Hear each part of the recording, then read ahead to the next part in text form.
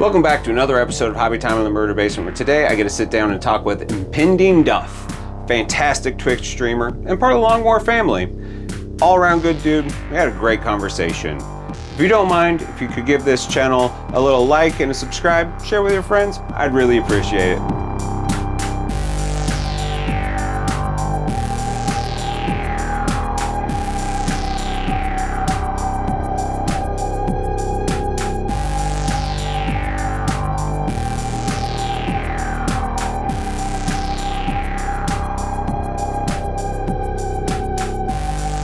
It's that's one thing that like I love supporting small businesses, and especially like, dude, doing something like picture framing. You get really into people supporting you because you're a small business, they want you around. But it's also like truly sad that like my business doesn't make enough money for me to afford to support other custom businesses the way that I want to support them, and I'm like, I'm gonna opt the cheap route right now, unfortunately. Yeah. Especially, I mean, I come from the alcohol industry. I was a rep for many different craft breweries, fine wineries. We just started dabbling into spirits the year that I lost my job with the company, but I was working for big brands like Dogfish Head. That's why I got giant Dogfish Head flag back there. Oh yeah. I used to work for some big time craft breweries, and I was making a really nice income for myself. And sure. It was we had our son. 7 months later, my wife lost her job. 6 days later, I lost my job. So we're oh my God. Both of us lost our incomes. We were having a good, blue collar, just chill, making ends meet and a little extra life. I got to travel a lot because of the beer thing. Sure. It was a good time, and then boom, just hit that wall, and we're like, what are we gonna do? And I was already streaming. Oh, so really? Okay. I wasn't actually planning on this being my full-time job. It just kind of happened. And I was freaking out. I was applying to different breweries, applying to different distributorships, etc. And it started to happen for me. So I make a fifth of what I made in that industry, but of course, yeah. Life is good, man. Life is what you make it. So I enjoy what I do. We have a good life. We have a good little family. So hell yeah. I'll take a 4/5 paid cut to have what I have now. And that's not to say I loved that job. I was planning on retiring with the company until I got blindsided. So it is what it is. Dude, I mean, it's such a hard gig to be in. Like back in my music days, I used to hang out with lots of reps. One of my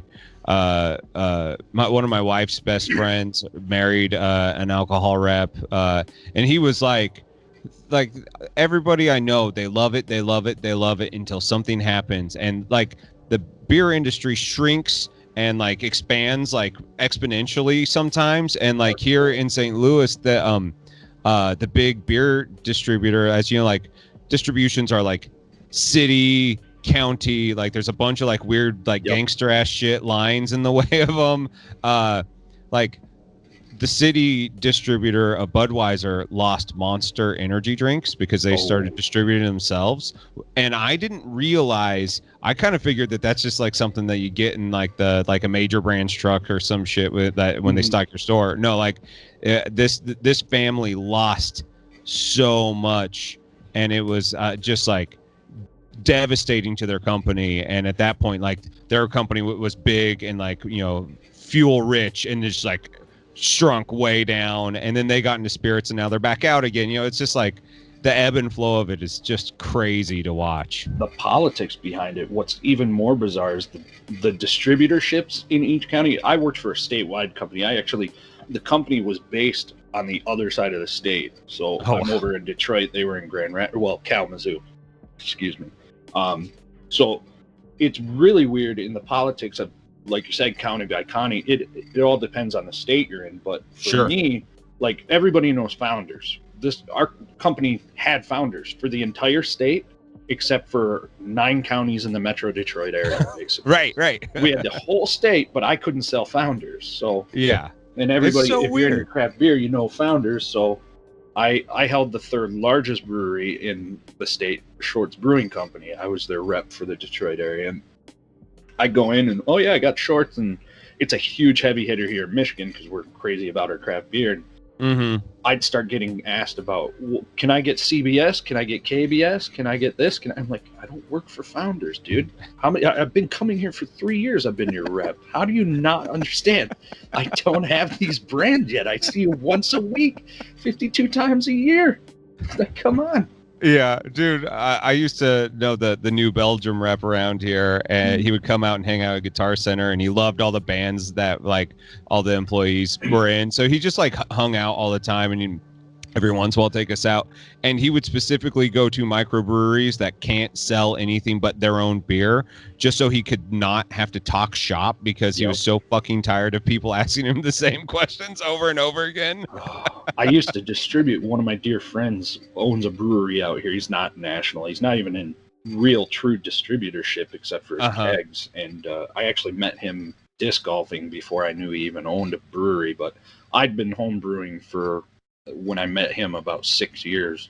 And I grow hops in my yard. I don't even drink really anymore because, dude, they smell great though. Like the hops field smells awesome. Yeah. I was out there yesterday checking the hops. They're actually a flower, so I was checking them and making sure it's ready for harvest. And even my son, he's almost 3, and he, every time I pull one off and I rub it in my hands, he's like, "Dad, I smell?" He loves that smell. It's such a unique, cool smell. It's like sweet and bitter, and it's almost like honey and citrus in a combination. It's really cool. But yeah, they're sitting out there. I haven't drank since I lost that job. Really, I'll have like a beer here or there. But when it becomes your job, like literally, my work meetings were sitting in the office from 8 to 3 in the afternoon, drinking rep after rep, and it's like, kind of over this. The same thing. My grandpa owned a Dairy Queen growing up, and I worked there from 9 years old to 23, and for like 5 years after he sold the Dairy Queen, I was like, no ice cream. No soft serve. No soft serve. Get out of my face with that crap. You either do one of two things in the alcohol industry. You either just don't drink, which is amazing, and I've seen that a bunch of times where you're just like, I'm over it, or you develop an incredible problem, and there really isn't a whole lot of in between in there. And like that's been one thing. Like, I don't drink anymore because I had health issues that like I had to make a decision. I could either suffer and open up a bleeding ulcer, or I could have a pretty decent rest of my life, and I can just have to deal with my social anxieties in different ways. It was a pretty easy choice when early death or like dealing with it. I'll tell you, man. One of the hardest things for me as a beer rep was I don't live in Detroit proper. I live in the northern suburbs on the lake. So for back where the Stooges are from. Not the Stooges, I believe, were like down on the west side, weren't they? I don't know. I know. I'll be honest with you. I'm not a Stooges guy. Stooges. I respect Iggy. I like Iggy, but I've never really got into the hard, not punk. I guess they're punk, right? It's proto-punk. It was before punk, and I've gone back to them now, and I realized I missed something big. Like, I hated them when I was younger. As an adult, I'm like, I kind of like this shit a lot. I have a very, very eclectic upbringing in music that didn't include aggressive stuff. Given my preference nowadays, it's kind of bizarre, but 100% metal persona. Yeah, right. I grew up listening to Motown, listening to some like gospel-esque pop, like Amy Grant. Dude, I grew up on Amy Grant. Baby. All kinds of stuff. I remember one of the first, when CDs first became kind of like accessible, one of the first CDs my old man bought was the very first Mariah Carey CD. And it's like, my old man is like Bad Company, Alice Cooper, AC/DC. My mom's like David Bowie, Motown, that kind of stuff. And then growing up in the late 80s and early 90s, I got into hip hop and gangster rap, and it was just a whole mishmash of craziness. And then you got I was listening to Pavarotti. I was listening to Robert Palmer. Every night, my old man would bring a Discman and 2 speakers and put them on my dresser and put a CD in for me to fall asleep to. And it could be anything from like DC Talk, Christian rap, to like Pavarotti or Mozart, or we'd listen to all kinds of crazy shit. And I think it's what really gave me my broad respect for many types of music, because when you come hang out at my show, I love it because I tag metal music in mine, because I listen to whatever the hell I want. Yeah. And, you know, it goes from like Infant Annihilator to like Backstreet Boys to like Cannibal Corpse or Metallica or something to like, who the hell knows, you know, Belle Biv DeVoe or something. And you get these like hardcore dedicated metalheads who are still, and I was very much like this when I was like 18 to 20 something. I was like, well, if it's not metal, it sucks. I hate everything. Oh yeah. You know, I'm in my, I guess, would I be considered late 30s at 37? I don't know, but dude, I'm 37 too. So I was wondering, we had to be about the same age. Yeah. So it's like, I don't know, it just hit me somewhere in my late 20s. I was like, you know what, man? I listened to all of this Backstreet Boys and NSYNC in my sister's car growing up, and I enjoyed it. And there's nothing wrong with admitting that I enjoy listening to some Katy Perry every once in a while. Sure. Like, I'm a big Paramore fan, and people get so put off when they hear me like listen to. My disc golf buddies would just laugh when we're golfing together because I'd have a big speaker and we'd be playing around and just, and then it'd turn into like Wrecking Ball or something. They'd all just turn around like, the hell, Duff? Seriously? Come on. Like, it makes your soul move. If you enjoy it, listen to it. Who cares? Dude, I think I worked at a record store from 19 to 21 off and on, and like it was one of the best worst jobs I've ever had, because like as a music fan, I knew I liked all music, but I did not understand how much music I did not respect. Right. And so like I walked into that being like I was their metal specialist, because like that was what I did. I loved 80s thrash and, you know, 90s metal. Like, you know, the grindcore movement was something that was really big in my life. And so like as underground as it got, I was there. And then I remember like one day hearing like Nick Cave and the Bad Seeds come on the radio, and I was like, what is this? Yep. And it like there was like something turned in my brain, and it was like, oh, I can like things that don't have distortion. I can like things that actually aren't a real pop song. And then at that point, it was like game over. I started like researching all the music that I possibly could. And like, and I feel bad for all those people, like at the same time that I was selling records to people and being like, have you heard this? This is amazing. I just found this the other day.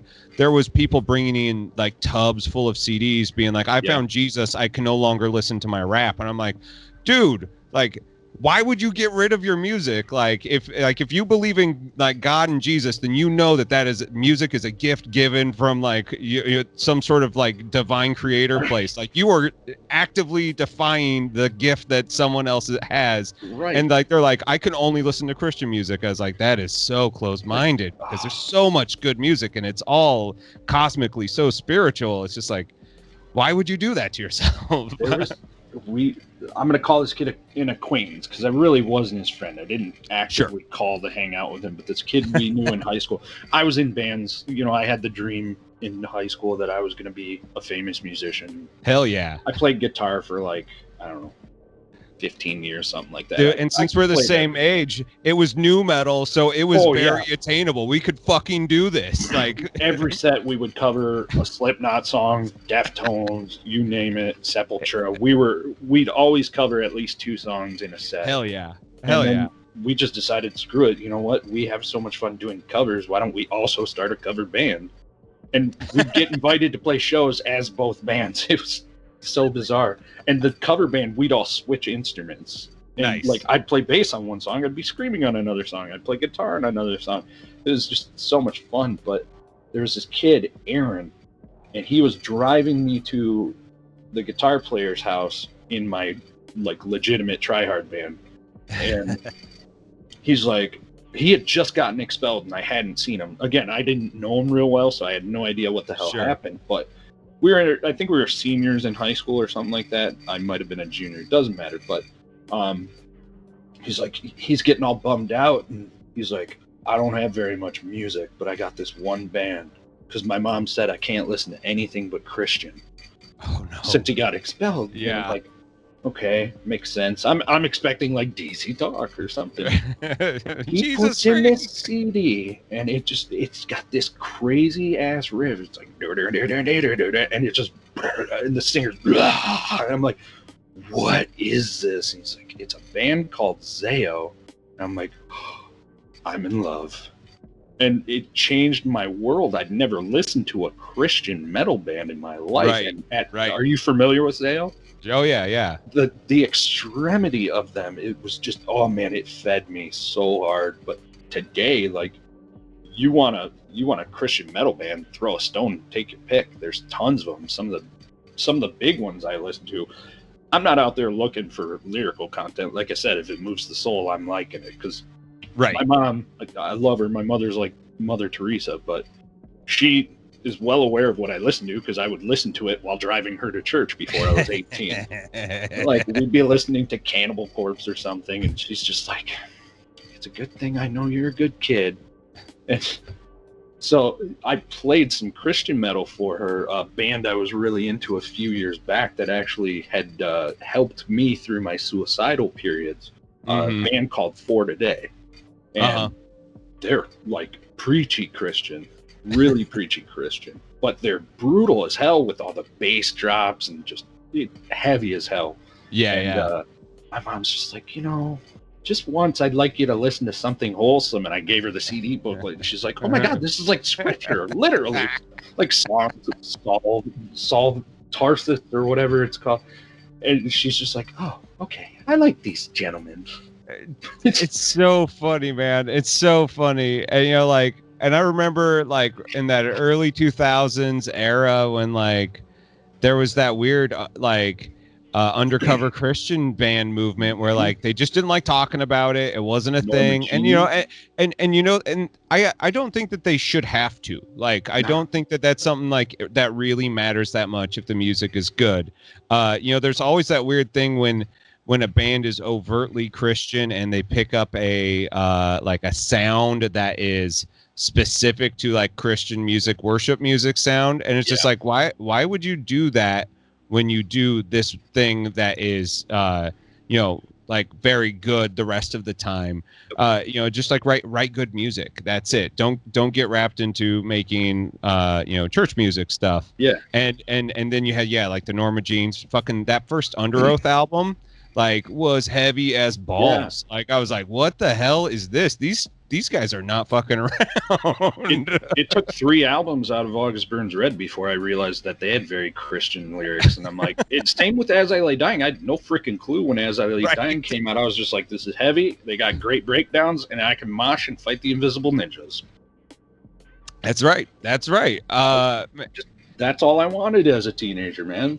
Dude, at that age, it's so like, it feels so good to have something that resonates like that. And like metal, I'm not the biggest metalhead anymore, mainly just because like the sake of being metal for metal, to me, like, when you had things like Sepultura, which was like a fucking political movement. By the time like I got into them, they were like, it was closer to punk, and that like it was aggression built off of this idea of like like tribal politics and shit in Brazil. Like that stuff was really impactful to be around. And so I was like, maybe I just like really extreme music that is extreme, and that's the thing that has always been there. Like one of my favorite bands that I listen to now is Perfume Genius, which kind of sounds like fucking Prince. It's it's pretty good. It's like pretty boy, just like soft rock that you can dance to. Like it's weird, but like he's gay. He writes very explicit lyrics that like when you hear some of them and you aren't ready for it and you like read the lyric books, you're like, oh, I'm fucking blushing. Like, and then you're like, oh, this dude is living a life that I don't understand, and I'm vicariously living through these words, and like I'm understanding something else. And that's when you have that like weird like honesty in art and expression that I think a lot of people miss, you know. And maybe the fact that you're a musician, I think that people who are artistically predispositioned, like in miniature painting, you know, I think that we are all kind of like lightning rods to stuff like that, you know, like we aren't passively enjoying this stuff. We're actively looking for things to change our lives, you know. Absolutely. And I couldn't agree more. There's the 3 businesses I've owned in my life were all creative outlets. You know, I'm one of the only people you'll probably ever meet with a degree in taxidermy, and I owned a taxidermy business. Hell yeah. That's literally 3D sculpture all day long. That's all that is sculpture. And then I also owned a imaging company. I don't know how to explain it, but it basically dyeing golf discs with custom imagery. So sure, you send me a concept or even a commercial picture of whatever, it didn't matter because I was cutting a stencil and putting it on your disc permanently. I had that for, I don't know, 3-4 years and was doing pretty good with that. And then everybody started doing it, undercutting each other. It was like a race to the bottom. Dude, what the fuck, man? It is what it is, right? I shipped to 14 different countries. You'd be surprised how many Scandinavians disc golf. I couldn't believe it. But I believe it. That sounds like the perfect Scandinavian. It's huge thing. Out there. Yeah.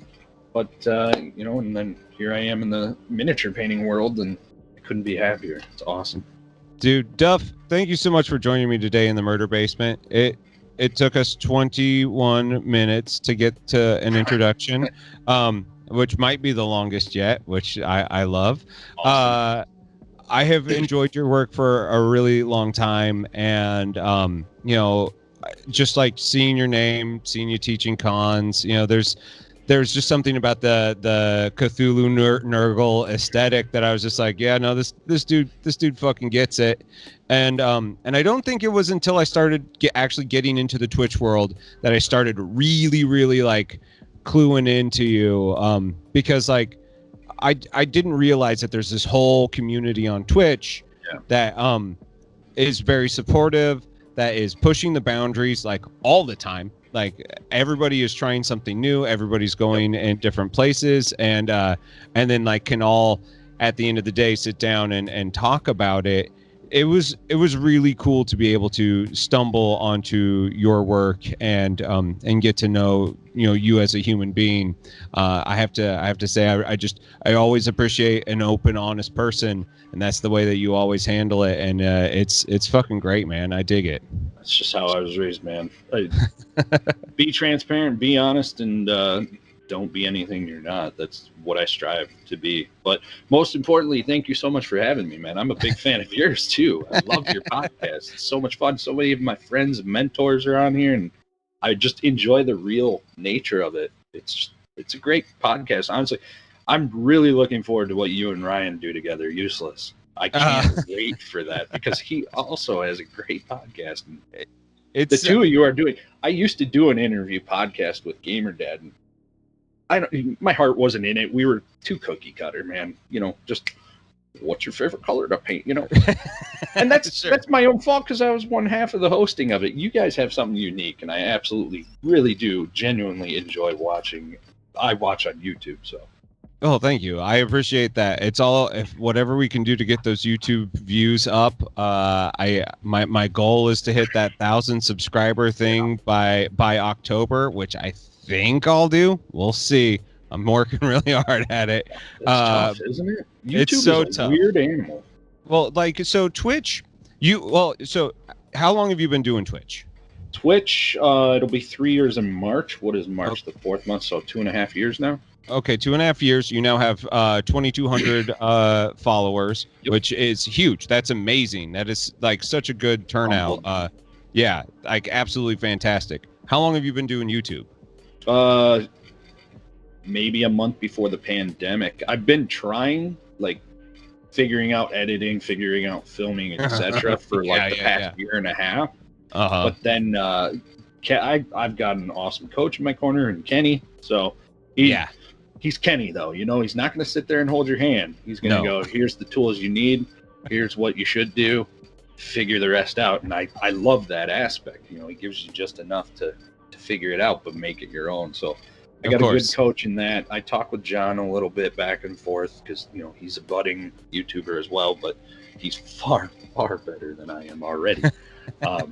But, you know, like you said on Twitch, that's where I live, honestly, because I thrive on the live interaction. The interaction, yeah. But since I've been teaching so much over the last year and a half, and, you know, I've got a bunch of one-on-one students and whatnot.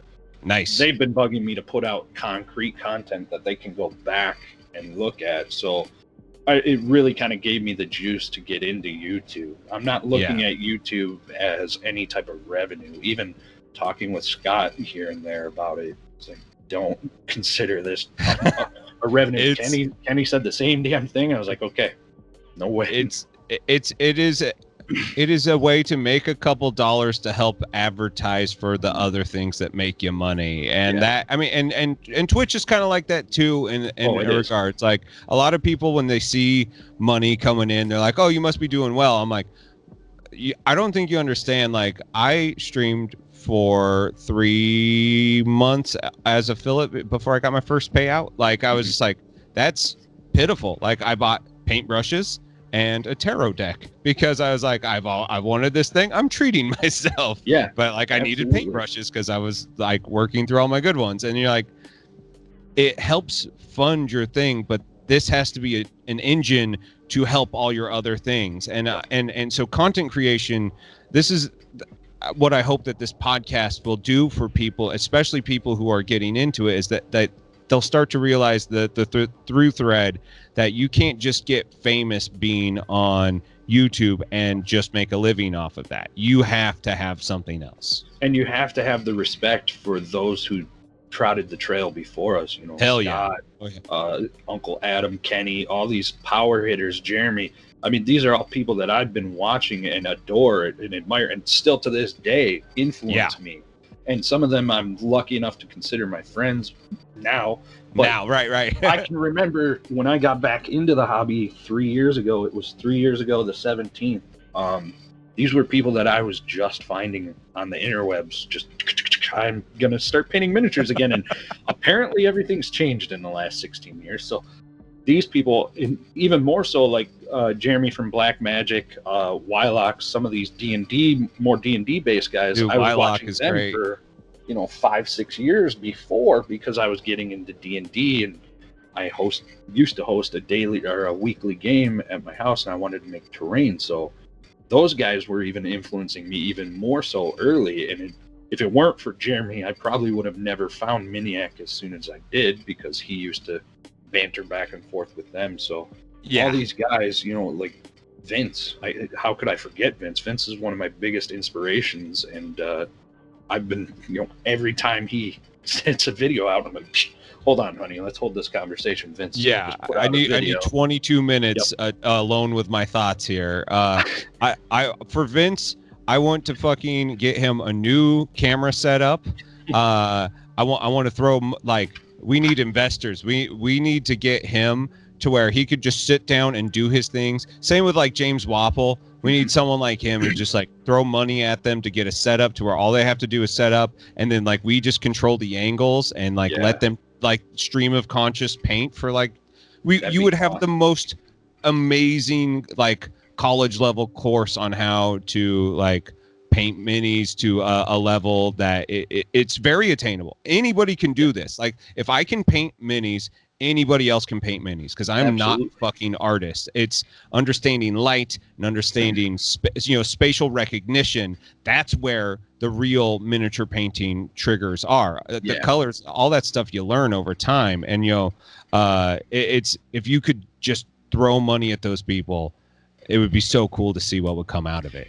That I think that's kind of some of the allure of these guys that blazed the trail before us. Like I can't not call him Mr. Wapple, because when I see him in person, I'm starstruck, even though I've been to many conventions with him and interacted with him and Kathy plenty. Every time I see him, even if he comes in my stream, I'm like, Mr. Wapple, it's an honor. It's an honor to see you. I have no idea how old he is. I don't either. He's either like our age or a little older, or he's like 80. I have no idea. No clue. Just by his voice, you have no idea. That's just how I was raised. If somebody is an authority figure or somebody in a position greater than you, you got to give them their respect, right? So Sure. I just instinctively call him Mr. Waffle, but I think that the draw of like Vince and James is that they're just so damn good and they have so much wealth of knowledge that it doesn't matter that his video is 4 hours long. You're going to sit there and soak in all of that awesome juice that he's giving you. It's just, you got to soak it in. And when he talks at Adepticon in the Fort Wapple, which is named after him and Kathy, we're all sitting there over his shoulder like little creeps, like, oh, what's he gonna do next? What's he doing? You just sit there and you watch, and then you look at your phone and you're like, shit, I've been standing here for 3 freaking hours. Yeah. But then you go home and you apply the science, and poof, it just being in that. I wish I could do that every day of my life. I just took a class with Vince about 3 weeks ago. He came up here in Michigan and did a really well put together socially distanced class that was nice, phenomenal class. And like the whole time I'm sitting there and I just, there's a quiet moment. I'm like, is it common in your classes for your students to just have your in their head going? Because that's all I'm thinking as we're all sitting here doing what you're teaching us. The little bass run. Yeah. Everybody's like, yeah, me too, dude, me too. And I'm just like, I would love to be, it was a 2-day class, and Sunday when we were done, I was like genuinely bummed, depressed that we had to pack up. Like I was in my element. 2 straight days of sitting there under such great knowledge and learning from it. And I love doing stuff like that. I was supposed to have, Sam was supposed to stay with me in, April. He was going to do a class here in Detroit. And so I was going to get him from the airport. He was going to stay here. And then I was actually going to have him stay for an extra 2 days just to do some one-on-one work. And dude, I was looking so forward to that. Cause like, I feel like I'm at this plateau right now, and I just need that Unchained breakout to get me out of the funk. Well, what do you think? What do you think your funk is? What do you think your holdup is? Because I look at your work and it looks great. Like I think that you understand color and shade and value like really well. Like what do you want out of your next growth? I guess my biggest issue is that everything has to be perfectly smooth.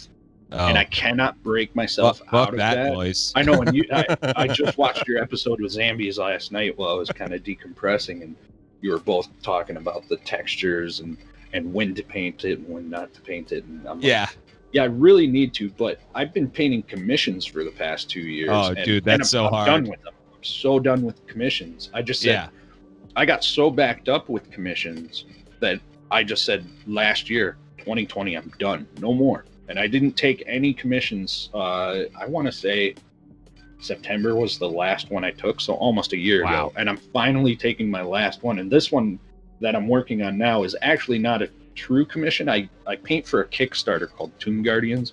I just did my 5th Kickstarter with them, and I did 1 box art with them. When I do the stream to promote their Kickstarters, the owner comes in and he's like, hey, next person to pledge at this level, Duff will paint a mini. And I'm like, oh, I will? Okay. Thanks, bud. The last one is actually my dear friend Bill Neary. He's a big viewer supporter in the community. I'm painting a vampire cleric for him right now. And cool.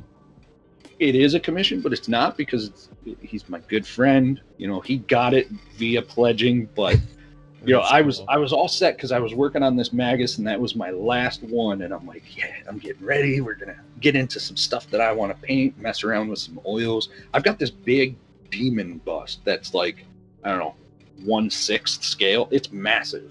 And I've been chomping at the bit to paint that. Lynn Stahl gave me a bunch of oil paints last year at Adepticon. She's like, paint that bust with these. I'm like, okay, I promise. Well, here we are, a year and some odd months later, and I haven't even touched it yet, because I'm so backed up with these commissions, and I'm not painting 24/7 like everybody thinks. I'm the father of a almost 3-year-old, and my day job is stay-at-home dad. So Right. my wife works a traditional job, and so my content creation, my painting, my streaming, everything happens at 8 o'clock at night or later. Yeah. And I'm always up late. Like sometimes I go to bed at 4 o'clock in the morning, and that little nerdling wakes up at 7:30, and I'm like, Oh no. here we go. So that's my life, you know. And I don't Yeah. have time to paint anything extra for me. I just finished a Necron for myself. That's probably the first mini I've painted for myself in 5 months. So, wow. I saw you bust that one out, and I was just like, oh, we're getting back to him. Like, and dude, you got to feel just as good as I do that, like, you back Necrons when you did, and they're back and they're cool again, and so you don't actually have to like buy all the old shit, which is still like hard to find and expensive or poorly painted or poorly assembled. You have all this old stuff. You're like, hell yeah, no, we're ready. Whenever we can play a game, Necrons are going to be back out on the table. I couldn't be happier. I got a little inside info right before Adepticon got canceled, because I had last summer, one of my sponsors is Dice Head down in Tennessee, and myself, Kenny, and Rob were out there doing some promotional stuff during their ATC tournament. So Kenny and Rob were like the color and statistics announcers for the tournament, and I was behind the scenes, like helping the ESPN guys. They're legitimately, ESPN sent their gaming crew out there to. I remember that. Yeah, that was wild. So yeah, I was behind the scenes, like telling these ESPN dudes what a Tau Riptide is and what the Rubric Marines are, and this unit is this. Type this in, and I'm like feeding them info while Rob and Kenny are being Rob and Kenny, and it was a blast. It was so much fun, and there's like a little flea market in there, and I walked through, and this dude's got the old Start Collecting of Necrons with the Treyarch Stalker in it. Yeah. It's like $45, and I'm a Midwesterner. I got a haggle, right? I see $45. I'm like, holy shit, that's awesome. But I'm like, how about 35? I got a haggle. I'm from Detroit. And he looks at me, he goes, you know, man, it's not mine. It's been sitting on my table at whatever's for a couple of months, because Necron sucked in 8th. Nobody they were awful. Yeah. He's like, I'd give it to you, but it's my buddy's, and his wife's expecting their first child. I was like, I'll be back. So I went out to my truck, went and found an ATM and got $60, threw it on the table. So good luck to your buddy and his wife. Yeah, take it out. Yeah. So I'm like, I guess I'm starting Necrons. And then like 2 months later, I come home, and my local store still had the Apox box, which I got sitting next to me here. They still had the Apox box sitting there. And it's like, I think I paid like $120 for this thing. Dude, that's a really good deal. Yeah. 129, yeah. So I was like, all right, I really am into Necrons now. And I put my Death Guard away. Well, all the painted stuff I put away. All the unpainted stuff I boxed up, shipped back to Dice Head, and they gave me credit, and I bought more stuff, more Necrons. Nice. So nice. Here I am, 2 Indominus boxes deep, and I'm looking at all the Necrons I got up here in partial build. You got one of those oops all Necrons boxes? Oh, man. I've got 10 Immortals here. I've got 2 finished characters, and then I got 6 Tomb Blades, and this entire egg carton is like every piece you could think of fully magnetized for 6 Tomb Blades. Oh my god. Because I don't ever want to paint Tomb Blades again. It's not the build, it's just painting them is such a bitch. So they have so much, like all of the like panel lining stuff on them. Like that Necrons are like the perfect place to go if you want to mix scale modeling with miniature painting, because you can use so many techniques from scale modeling, oil washes, you know, like any of the stuff that any like the Gundam people are using. You can use that tech for these things, of which like GW just is like, you know, you should just do this like layer paint thing, and like you don't need to try anything else. I'm like, are you kidding me? You are doing it the hard way, especially with stuff like this. There are so much cool ways that you could go about it.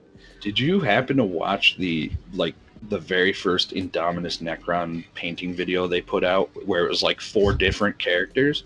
No. I did not. Are they serious, or is this like a troll video? Because I am the biggest G-Dub slap in the world unapologetically. Like I vehemently defend them when people are like, "Oh, G-Dub is so expensive, and G-Dub won't give us free rules," and I defend them tooth and nail. But I'm watching this video going, what the hell are you releasing this video for? It was the sloppiest, most unprofessionally painted thing I've ever seen. I was so bummed and disappointed. I was like, I gotta shoot them an email. And I was like, why are you gonna shoot them an email? It doesn't matter. They're putting content out there. It just doesn't matter. But I look at it like Duncan, we all love Duncan.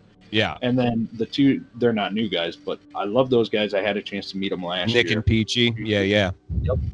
But I was disappointed because I know how they can paint.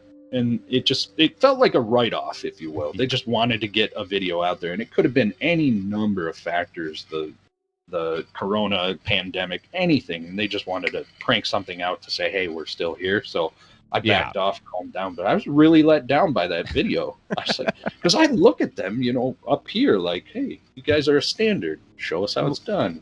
And, I will give credit where credit's due. I don't have any like long-term love for GW. GW, like miniatures and everything in my life, is all a fairly new hobby. Like I have admired them from a distance as a kid. I thought that stuff was cool, but like we literally could not afford it. And my parents, I mean, like I played Magic the Gathering because I could take that to school, and my parents were not thrilled about the cost on that. And like I was like busting ass, mowing lawns, stacking wood. I was doing whatever I could to afford that stuff as a child.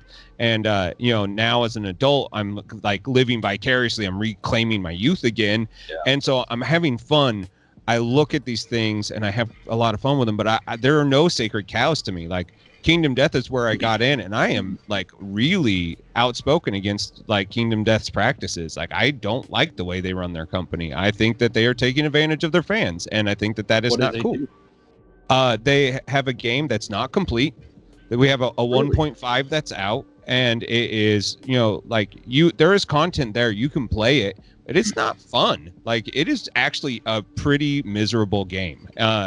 And when you do have fun with it, it's fleeting because the next time you play, it is soul-crushingly bad. It's just difficult. Like the mechanics of the game are amazing. The lore and everything's very cool. Same with Warhammer. Their lore, that shit, I'm in it. Like I'm in it 100%. I love that shit. But like when it comes down to the actual practices, like I'm all right to say, you know what, Poots, you need to do some things. Like the fact that you keep on pushing, there's people who gave you $2,000 12 years ago and they still don't have their fucking Kickstarter. That's fucked up. That's fucked up. Yeah, like you invested into that game that long ago and you're still in wave 2. Like wave 3 just keeps on getting pushed back. They pushed it back another year. You're like, how fuck long that. Has it been? It's like 12 years now. Wow. I didn't know Since they the were first around one? that long. They were one of the first Kickstarters. When Kickstarter first launched, he was friends with the guy who started it. So he did like the first model and he was like, fund the game. And so there was people who like, I guess 1.5, they did a second Kickstarter. So that's like 7 years ago. But it's like, that's 7 years ago. Like you got money. You're literally not doing anything else. Like finish the fucking game and revise it, like it doesn't have to be perfect. Because this game is not perfect, like get into it, let the fans play it, understand it, revise it, keep on going. You have an engine here, and instead they're like, I think the Death High stuff is cool. Like I love, man, fucking AT Roger, god damn it, you're fucking like the intimacy couple, the Death High intimacy couple was so goddamn good. Like that, like shit like that. I love what people are doing with their models. But are you a model company or are you a fucking game company? Right. Like pick a lane. And if you're not going to be a game company, you need to start either refunding money or like put some shit out right now. That's like my biggest fear on Kickstarter too, is I back something and then never get it. That's why I've only ever backed like 4 Kickstarters, and 2 of them were from sponsors that I knew I was going to get something. You were going to get it. Yeah.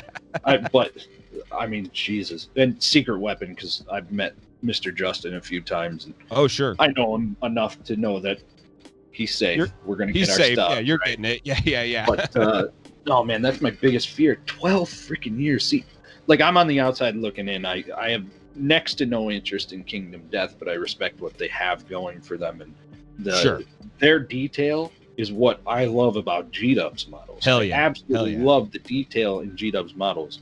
The game is the game. I enjoy playing the game, but when I'm looking at it as a painter. So hell yeah.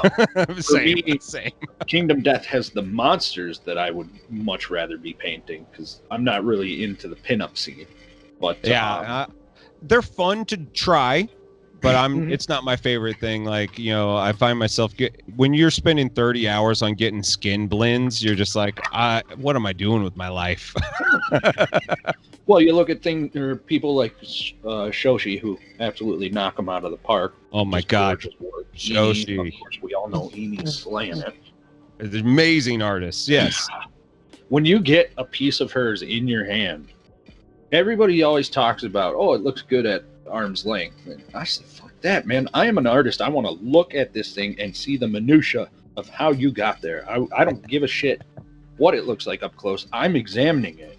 And like, if you're going to paint it choppy. I'm not going to judge you based on that. I still want to break this down as an artist because I don't care what level I reach. I'm still going to learn from you, whether you've been painting for 5 minutes or 5 years. I'm still going to learn something from you regardless. Every time I look at a miniature, I'm breaking it down in my head, trying to figure out, did they glaze here? Did they blend here? What are they doing? Right. Exactly. Sure. Yeah.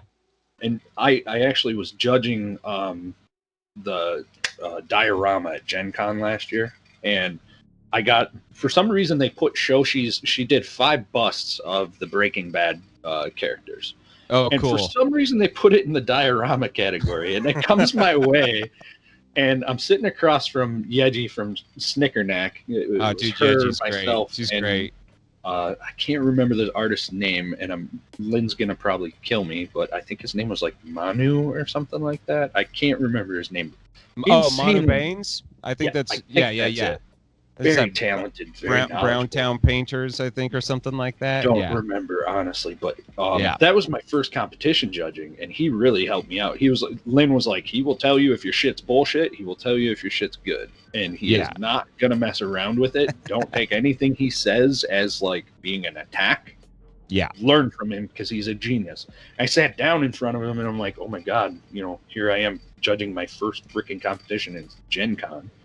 That's pretty big, yeah. He goes, nice to meet you. I'm blah, blah, blah. And I'm like, I'm Neil.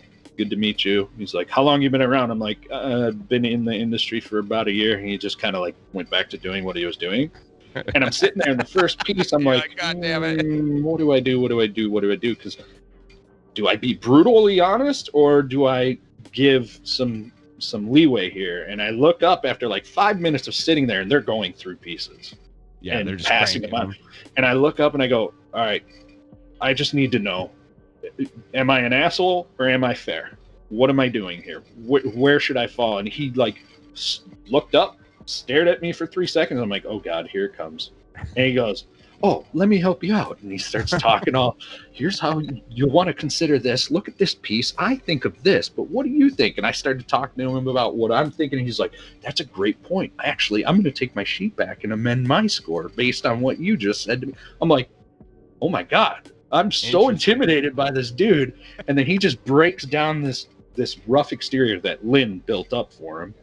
And becomes this like ultra nurturing dude, and he's like helping me out, and Yeji's just sitting there smirking, and it was such a blast. But I got Shoshi's piece, and I look at them, I'm like, this isn't a diorama. It was a block of wood, like a rectangle of wood. Yeah, I saw the photos. Yeah.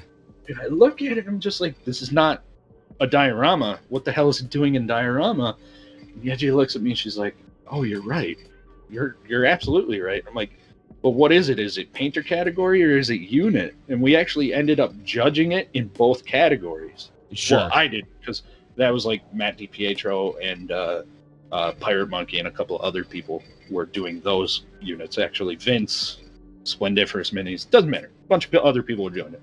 Right. And so we sent it to the unit judgment, and then we sent it to the painter judgment. And then like, I think Lynn called Shoshi and asked her where she had meant to enter it, and Shoshi said unit. It's obviously a unit, duh.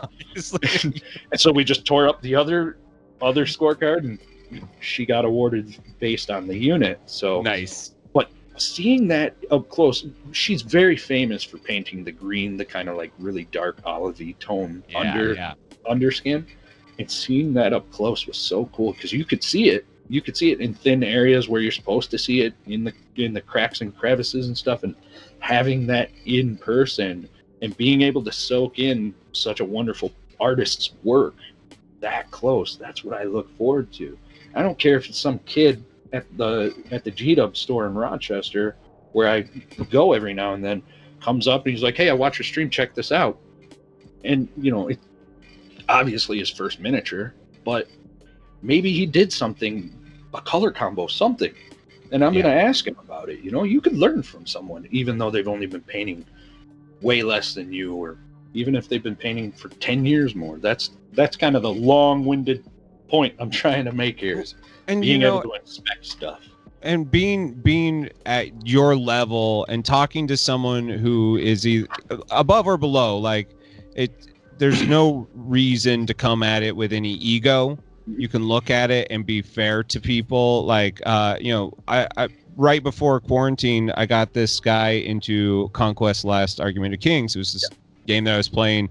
And like, when I'm painting tabletop models, I leave like it's fucking top down. You like, don't pick it up and look at it upside down, because you're going to see shit that I missed, because like I'm moving, and like I like it on the table looks badass, up here it looks cool, but if you're like analyzing it, you're gonna be like, you messed this thing up.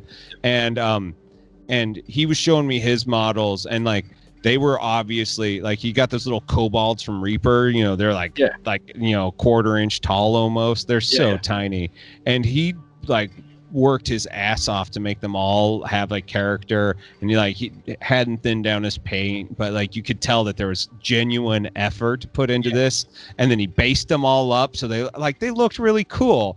I was like, dude, these are absolutely great. Like, I'm like thrilled that you did this. And he was like, well, what do you do? And like I pulled out mine, and like I phoned in my paint. And he was just like floored by it. I was like, dude, don't fucking look close though. Like, I'm telling you right now, like, don't look close. Like, I might slap you. Like, they look good right here, but like, you put way more effort and time into these. Like, but like, hang out with me, and I will show you the shortcuts to get to this, because like, you did a lot of work here that I can tell is awesome. And like, that sort of dedication is cool.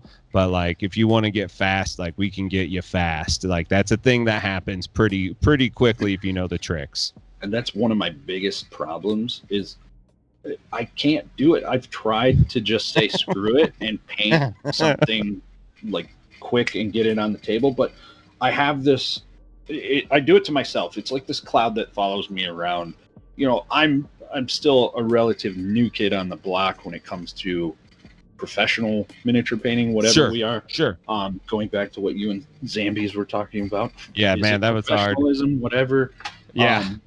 But I realize now, especially like, I've got 19 students that I have one-on-one with me, and they're coming to me to learn for some reason. So I realize I do have a skill set, but I'm not Sam. I'm not trying to be Sam, but you know, I'm not on that echelon up there with Sam, Vince, all these greats, you know, but I have this cloud following me around that I've manifested in my own atmosphere that says, you are an authority. You teach people. You better fucking put out the best shit possible. When you go to your local store and you put miniatures down, they better blow the socks off of everyone. So like, my immortals are damn near high-end paint jobs, but I tried my best to kind of back away. Like, I said, screw it. I'm using my airbrush for OSL. That saved me so much time on 10 dudes, you know, and I'm trying with my Necron army to kind of dial that back on the troops, because I can spend 3 months on one character, no problem. Oh, easy. But I was, I hung out at Mike Disney's about 6 weeks ago. I stayed over at his house. He lives about 45 to an hour away from me, closer to the Ohio border. And so myself and Laminess, we drove down there and stayed with him for a night. And he gave me the Corona holder And he was like, "Here, paint this tonight." I'm like, "Well, you know me, man. That's gonna be like base coats." And he's like, "Well, we're not going to bed, until it's done. He didn't give me that, but He's in like, the very "Here's-" polite way, he was like, "We're not going to bed anytime soon." And we got there at like noon, so we were there all day. You But were we went to there, the yeah. bar, had lunch, Then we come back, and I don't know, 2-3 o'clock after drooling over his beautiful setup, and he's got a room, literally a room the size of my studio, that it's just like tables of stock, like boxes of G-Dub and you name it, Nice. any models. He's got an entire room of Reaper. I literally went shopping in this room. I'm like, I'm going to look through this. If I find something I like, I'm going to make you an offer. He's like, okay, sounds good. All I'll right, just cool. tell you if I can or can't sell it. I spent about an hour and a half in that room perusing through all this stuff, and I ended up buying something from him. So when we got started painting, it was maybe 6 o'clock at night. I think we called it a night at like 2. And I actually did finish the miniature. I painted it relatively quickly, and I was really happy with it. I thought it had a really nice amount of detail to it. So that in turn led me to go home and do a speed paint video. This Kickstarter guy, 3D printer guy, reached out to me, Miniature Monster Mayhem. Oh yeah, dude. I haven't backed their Patreon this month, but I did since they started. So I have like thousands of really cool models that I'm just never gonna print. I found myself at that point where I was like, man, I have to stop buying this shit because like it's just sitting there filling up a hard drive. I wasn't too fond of his last 2 months, the Beasts, whatever. They just weren't my jam. I'm going back next month because it's all Underdark stuff. Oh, okay. Well, that I'll pay attention on that one too. Yeah. So it was the Undead Lich month, whatever that was. Dude, and some of those were hot. Oh my so god. good. Yeah. So I was like, screw it. I'm gonna print out this Berserker, and I'm gonna speed paint this thing in 6 hours. Period. Because it's a larger scale model. It's like the smaller creature casters. Yeah, a like little bit smaller. 72 mil or something. Yeah, he's right here. Not G-Dub style, but Yeah. big enough. That's Duchess size. Yeah, Duchess size, exactly. So I figured for me, who's notorious for taking forever, literally I can take 3 months to paint a miniature. And Kenny said to me, he's like, dude, sometimes your stream gets boring because you're painting the same fucking thing for 3 months. I'm like, it's the only time I got to paint, homie. There's nothing I can do about that. I'm a tantric painter. We're soaking he's right, man. He's right. And I'm really aware of that. So I try to switch it up every now and then. But, I sat down, and it was over the course of 2 nights, but I ended up painting him in 7.5 hours, I think it was. Sure. And I'm really happy with it. Aside from the flames, the green flames kind of gave me a little bit of a struggle, but I really didn't do anything differently. I just sat down and said, everybody leave me the hell alone. I'm not going live. I'm not doing anything but hitting record on the camera, and I'm going to paint this miniature in 7.5 hours. If it weren't for the flame, I would be very happy entering that into a competition. I would feel very confident in it. So I know it's in me. It's just a matter of telling myself to shut the hell up. Get over it. Look at any of those Vince videos where he's like, I'm going to teach you how to paint a competition like miniature. And he does it. It's 40 minutes. And his 40 minutes is better than my like 40 hours. But like he knows what you have to paint and what you don't have to paint. And like he sees the sculpture very differently. So like the things that I've been working on. So like I finished this Lineage Highborn guy on like I started it last week on Twitch, and it's a really weird model. It's got some shit on it that like I don't quite understand. Like I would love to talk to the sculptor and find out like where they were thinking, because it's just a very unique pose. And I got into it. I painted like 3 hours one day, and I was like, I don't know if I'm like in love with what I'm doing here, but I'm gonna get to a point where I'm happy with it. And so yesterday, while I was cleaning the studio, I sat down and disappeared 2.5 hours of time, just like I need to hit these things. It needs to be like this level of contrast and this level of blend. But I'm not going back. I'm not dialing all of this stuff in. Yeah. Because I know that like the weird like ribs and things that are just not the main focus, like I'm never going to look at that again. As soon as it's been on the shelf for a week, I'm never going to care about that. And so like I might go back and touch up a couple spots on the face, but like I don't have to do the whole model over again. Like you got to be able to separate those two things. That was something that I had just recently found. My first competition ever, I took second overall. It was just a local grand tournament, but sure. I had maybe been painting for 3 months back. I took a big hiatus, and I'm looking at it now because I found it. And I'm looking at it, and I'm like, you know, it'd be really cool to repaint this to match, because it's for my Death Guard army. I actually painted it for play. And I'm looking at it, and I'm like, man, I'm going to repaint this. But then I remember I got into this hobby when I was like 13 or 14 by accident. Wow. And when I kind of like hit the college years, in fact, it was the perfect storm. I think I was like 19 maybe when World of Warcraft released vanilla. 2003. So I was like 19 big. Or 20. Yeah. And I was in college. I was going to culinary school at the time. And everybody's telling me about this badass game, and I'm like, I don't have my pulse on anything PC related. So my buddy's telling me what kind of PC I'm going to need. He's telling me about the game, and he's like, oh yeah, it's kind of like Gauntlet. It's kind of like we played this other game. I forget what it was called. Doesn't matter. EverQuest was the big one at that time, right before EverQuest. It was a PS2 game, and it was a 4-player. It was very similar to Gauntlet. But it was like, I just remember the damn wizard or whatever, when he'd run out of mana, and it's still a running meme to this day with this friend group. We'd just walk around and go, no mana.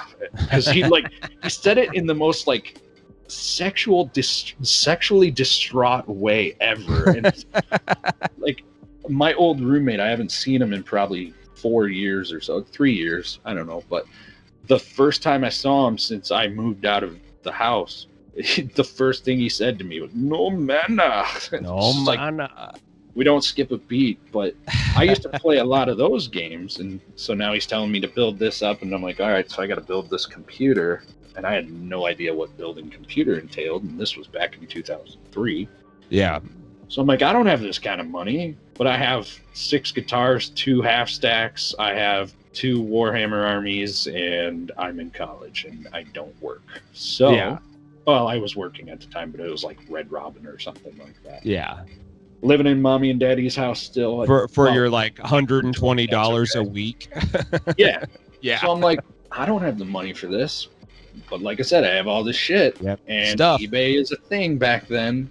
Hell so yeah, it was. I up on eBay. I got myself like $1,000 and went and bought everything I needed, built a PC, and got ready for the release. Bought a year's time card. But I don't have a single miniature from when I first started miniature painting. I don't even have anything from that era. I do have some old, like, digital camera pictures of my Necrons, but the background is a paper towel roll in my dimly lit basement. Literally, like, beautiful. The paper towel roll's sitting there and the miniatures in front of it, and it's like old metal wraiths. They're so grainy and terrible, and that's one of my biggest disappointments now is that I can't. Everybody's like, oh, look at my first mini from 20 years ago. And I'm like, my first mini from 3 years ago? It's the best I got. I wish I could look back on that stuff, but I can't. So now I got this Typhus, and it has many meanings. It's my first silver medal. It's my first medal ever. Yeah. And one of the very first miniatures I painted coming back to the hobby. So it has a lot of meaning to me, and I was going to strip it. I was going to throw it in the stripper and repaint it to make it look better. But then I was like, no, screw that. He's only $40. Just go get a new one. Let's get a new one. Yeah. Yeah. So maybe one day in a year or two, I'll revisit it, kind of do a compare contrast. So are you nostalgic about a lot of things, or is that something that is like solely to your hobby? Because like I have lost so much shit over the years and moves and breakups, and I mean, so like I lived in camp trailers for 4 years. Through the years that I should have figured out what a dick does and how to use it, I lived in a single camp trailer with my brother. And so like until I was like almost 15, we lived in a camp trailer together. And so we just didn't have space for stuff. We got rid of tons of things. And like I I find myself now, while I am the collector of stuff, if you look behind me, you see it. It's bad. But also, like, I am not nostalgic about any of this. If like my car fucking blew up tomorrow and I needed to buy a new one, I would be totally all right. Just like, well, these 5 armies have got to go, and I got like, because for me, while I like to understand where I came from, I'm always under the impression that the next thing I do is going to be the best thing that I've done. Yeah. So I never think of all the stuff that I did back in the day as just stuff, and like the next thing's always the best thing. So, for me, nostalgia doesn't fuel hardly anything for me. For me, it depends on what it is. Like army wise, if the winds change, I can get rid of it. But if I'm really proud of the paint job, then I'm keeping it. Sure. Something like I'm looking at this Hellbrute that I painted 3 years ago, and it's absolute trash. I mean, horrible. But again, I wish I had my old stuff, so I'm never going to get rid of it. But then, like, we've been married for 4 years now. We got our little guy, and we live in a smaller starter home. It's just under 1,000 square feet. Sure. The amount of crap you incur when you become a married couple, and then when you have a child, is insane. And it's all insane. Of a sudden become, I am a collector. I'm very much like the collector in Marvel. If it's shiny and cool and there are multiple, I'm going to try and catch them all. So we've literally got a pile of baby shit over there in the other corner of the basement that we're waiting. We want to have a garage sale, but with COVID, we don't really know how to pull it off without jeopardizing anything. But we're also planning to move to Florida in 2 years. And I've got all this crap in here. I want to build a bathroom where all this stuff is and kind of fix up the house, get things ready, So in some instances, it depends. Like when I was 17, we moved to a house. I grew up in a very small house. My dad worked nights. My mom stayed home with us. And we weren't, when I was a kid, I thought grandparents brought your groceries over every Thursday. That's right. That's how you got your groceries they're part of your everyday life. Yeah. And my mom went back to school. She went to night school while I was still single digits kid, but she got her degree in teaching, and then she eventually got her master's. My old man started moving up in his manufacturing jobs, and all of a sudden we went from poor to my parents are making a good living.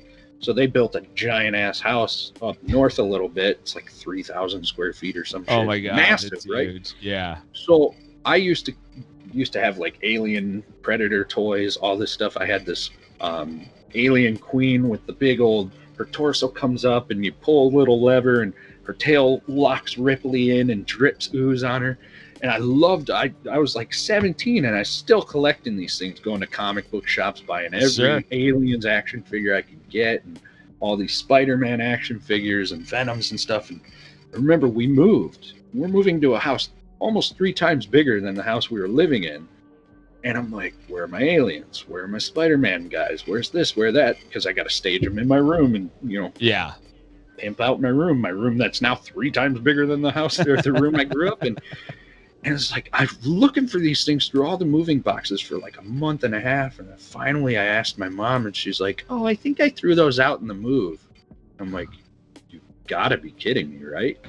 My mom's notorious for throwing anything out. If she just sees it laying around, she has no clue what it is. It goes in the trash. It goes in the trash. Just pure Italian lady. So like, how do we go from a small house where we don't have room to a massive house? Our basement's bigger than our original house. We've got storage for days, and you throw crap away because it's taking up too much room. That's the kind of stuff I'm nostalgic about. Sure. But like a pile of baby crap, man, I want that out of my house so bad. My wife keeps everything. Yeah. Everything. And I'm like, we don't need that. That's useless. We've had that for 5 years and nobody's touched it. Well, we might need it. We've got a dresser set upstairs that's her grandma's, and I give her that because it's grandma's. It's pretty cool stuff. Yeah. But nostalgic wise in the hobby, like I said, if I won an award painting it, I'm keeping it. If it's something that has a milestone, I'm keeping it. If I have a full 2,000 points for it, I'm keeping it. Mhm. Otherwise, and that's why like I magnetized the entire Tomb Blades kit. I'm big on magnetizing because I can future proof it, as Spikey says. Future proof Yeah. it, and then you can continue to use it. But I'm more nostalgic on pop culture stuff. You know, Yeah. I can things feel that that. things to me. Like I have a collection of comic books that have made it with me thus far, and like a couple years back I came into some money and about 5 or 6 years ago, and I managed to get the rest of the color Akira comics that Marvel did in the early 90s. It was the first time they had ever used computerized coloring, so they look really fucking weird. Dot pixeling, none of that Yeah. business. Nice. Well, I mean, like their first ones was like it was there, but like they're by the end of the run they look great, but like issues 1 through 10 are very weird. But like that stuff I love, and I'll go back and I'll go hit that stuff from time to time now. But like, yeah, I can't like I use my hobbies. I collect hobbies as like my hobby is collecting hobbies. Same. So like I have tons of shit, and like we do need to talk about how you got into taxidermy because that blows me away. But I use my hobby to get me into the next hobby. So like when I am at the end of the line with something and I'm like, this is really what I want to do, I'm like, let's get rid of this stuff so I can afford this, because I don't have a ton of extra cash. That's always been, everybody thinks because you're a small business owner, like they talk about all like, oh, well, you should be able to go on trips. You should have more time. You should have more money, because all the money goes to you. And, and they just think that you have all this integrity for doing it. And I just want to be like, shut the fuck up. Like, you don't understand when you get into this thing that like you will have less money, less free time. You do go to bed, like knowing that at least you've done it. So the integrity thing's there, but like, if I could get like a job paying me like even like $50,000, like which is not a huge amount of money, I would like run away from my small business in a heartbeat, because a job with $50,000 also comes with health insurance. Like the thing of that, like you weigh those things, especially at our age. Shit starts to change. I'm like, fuck integrity, man. Yeah, retirement. Oh my god, what the hell? Yeah, and that's the problem, man. Like not, I know at least my peers, a lot of them are set up for retirement, and that's fine. That's awesome. I set myself up for retirement early because I literally was mentored by my grandpa, who owned the Dairy Queen, all my life on how to own a business. Nothing better than a family business to learn from. But when you go into a small business, everybody has this fantasy, like you said, of owning their small business, and my god, money hand over fist. It's just not the case at all. No, even when it is money hand over fist, it isn't money hand over fist. Anything can happen at any moment to destroy that business, and very much so applies to me and my taxidermy business and how I lost that.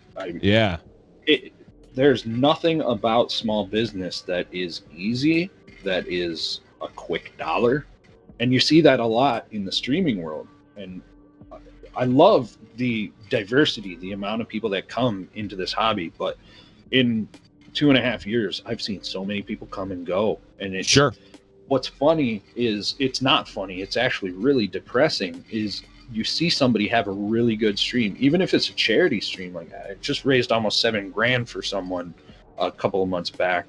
Yeah. And like within the week, there were 4 new streamers, because in one 4-hour stream, you're getting $7,000 coming in. And you got people sitting there going, I can do that. I can do this. And you can. You absolutely can. But you know what? I've been doing it for 2.5 years. I've built and worked hard to get to a place. The first charity stream I ever did, I only raised $300. The following year, I raised like $1,000. And then this year, it was a compounding thing. It was for Jinx Art. You know who Jinxie is? The skull painter? Yes. Yeah. Her son had a sudden seizure, or was it a seizure or a stroke? One or the other. I can't remember because I'm terrible at remembering. So, but I know her. I know how she is. She would never ask anybody for anything, but the medical bills hit her, and she humbly put it out on social media. I have a GoFundMe. I saw it like 2 hours before I went live. I called all my sponsors. I'm like, need some help. Let's do something. Yeah. Hooked her up. We got her taken care of because she's such an important part of our community. She does a little bit of miniature painting, but she's there supporting us all. So Yeah. having her be the subject matter of needing help, and then me building up what I've built up, and etc., compounding all the viewers donating stuff while I'm live. Like my mods are in the background taking private messages from viewers that are donating. I had one dude donate an entire Forge World Tau suit that's like $600. Wow. He's like, if we reach X money, you can raffle that, or you can give that away. Like the whole community just comes together to help their own. So that's huge. So many factors contributed to that. And you got Johnny Skipjack sitting down, lurking in the stream, seeing the money coming in hand over fist.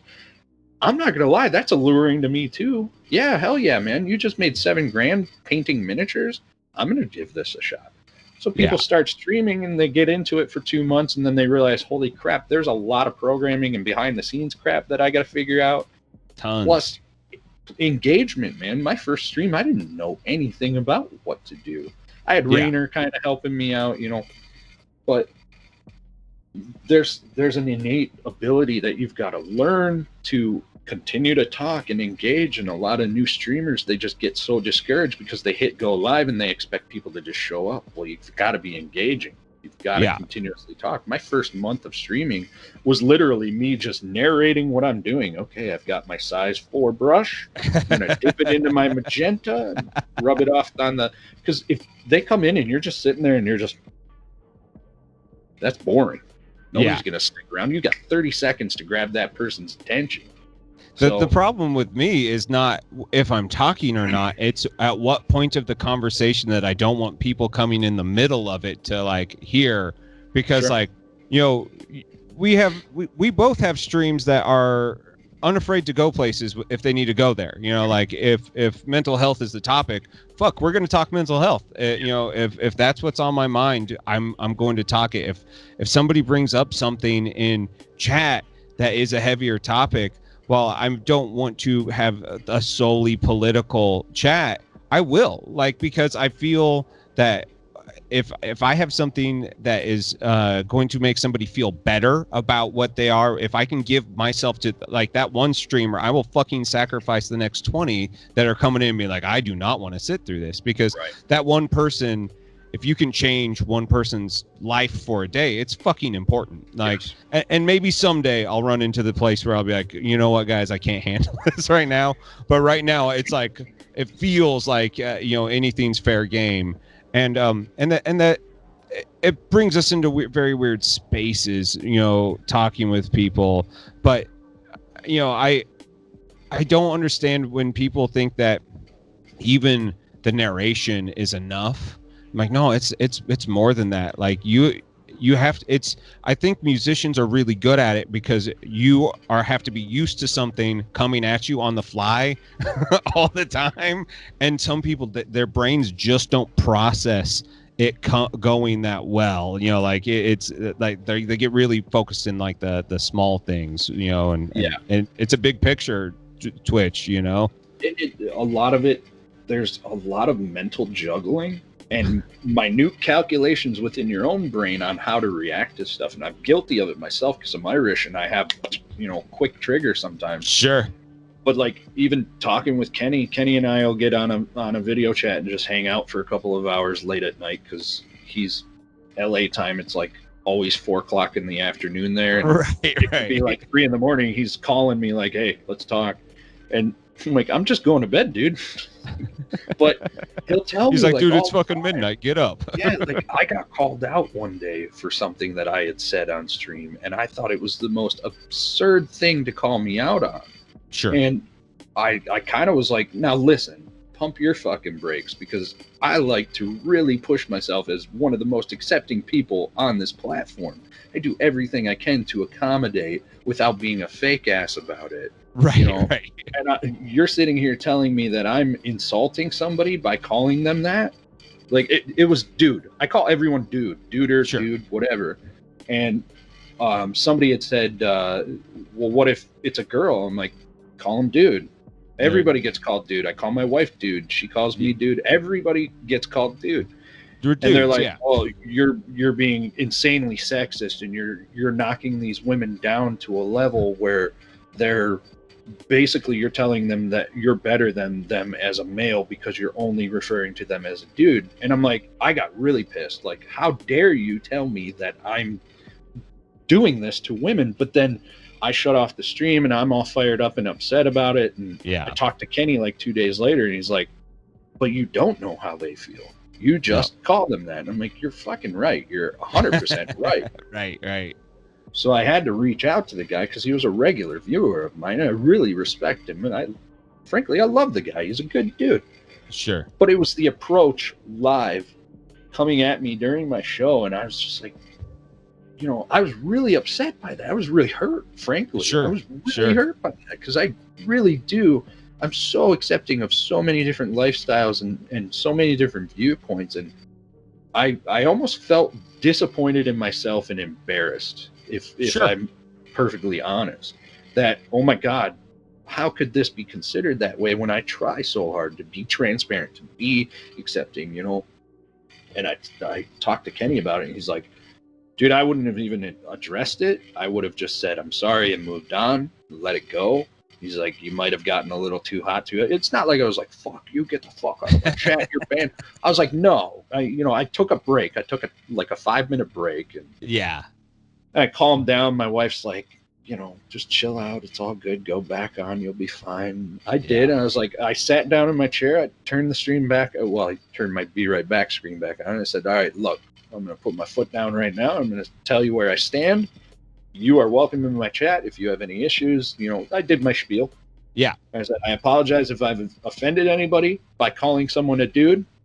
I think it's apparent what I mean by dude. That's like buddy to me, or guy, or friend, or whatever." Same. And I went about my stream, but I was clearly pissed off for the next 20 minutes. So I steaming Deftones or something to chill me out a little bit. But I talked to Kenny. Kenny he's like, "Dude, the micro transactions mentally that man makes in his brain while he's live, and he's got 180 people in there." Yeah. It impresses me how much that man has this giant bank of knowledge just silently working in the back of his head while he's live. And it bums me out that there are people out there that just don't understand his character when he's live. Oh, it's like so Kenny was one of the first talks that I feel I fucked up on, because I had this opportunity to talk to him, and he's like, "I only have an hour."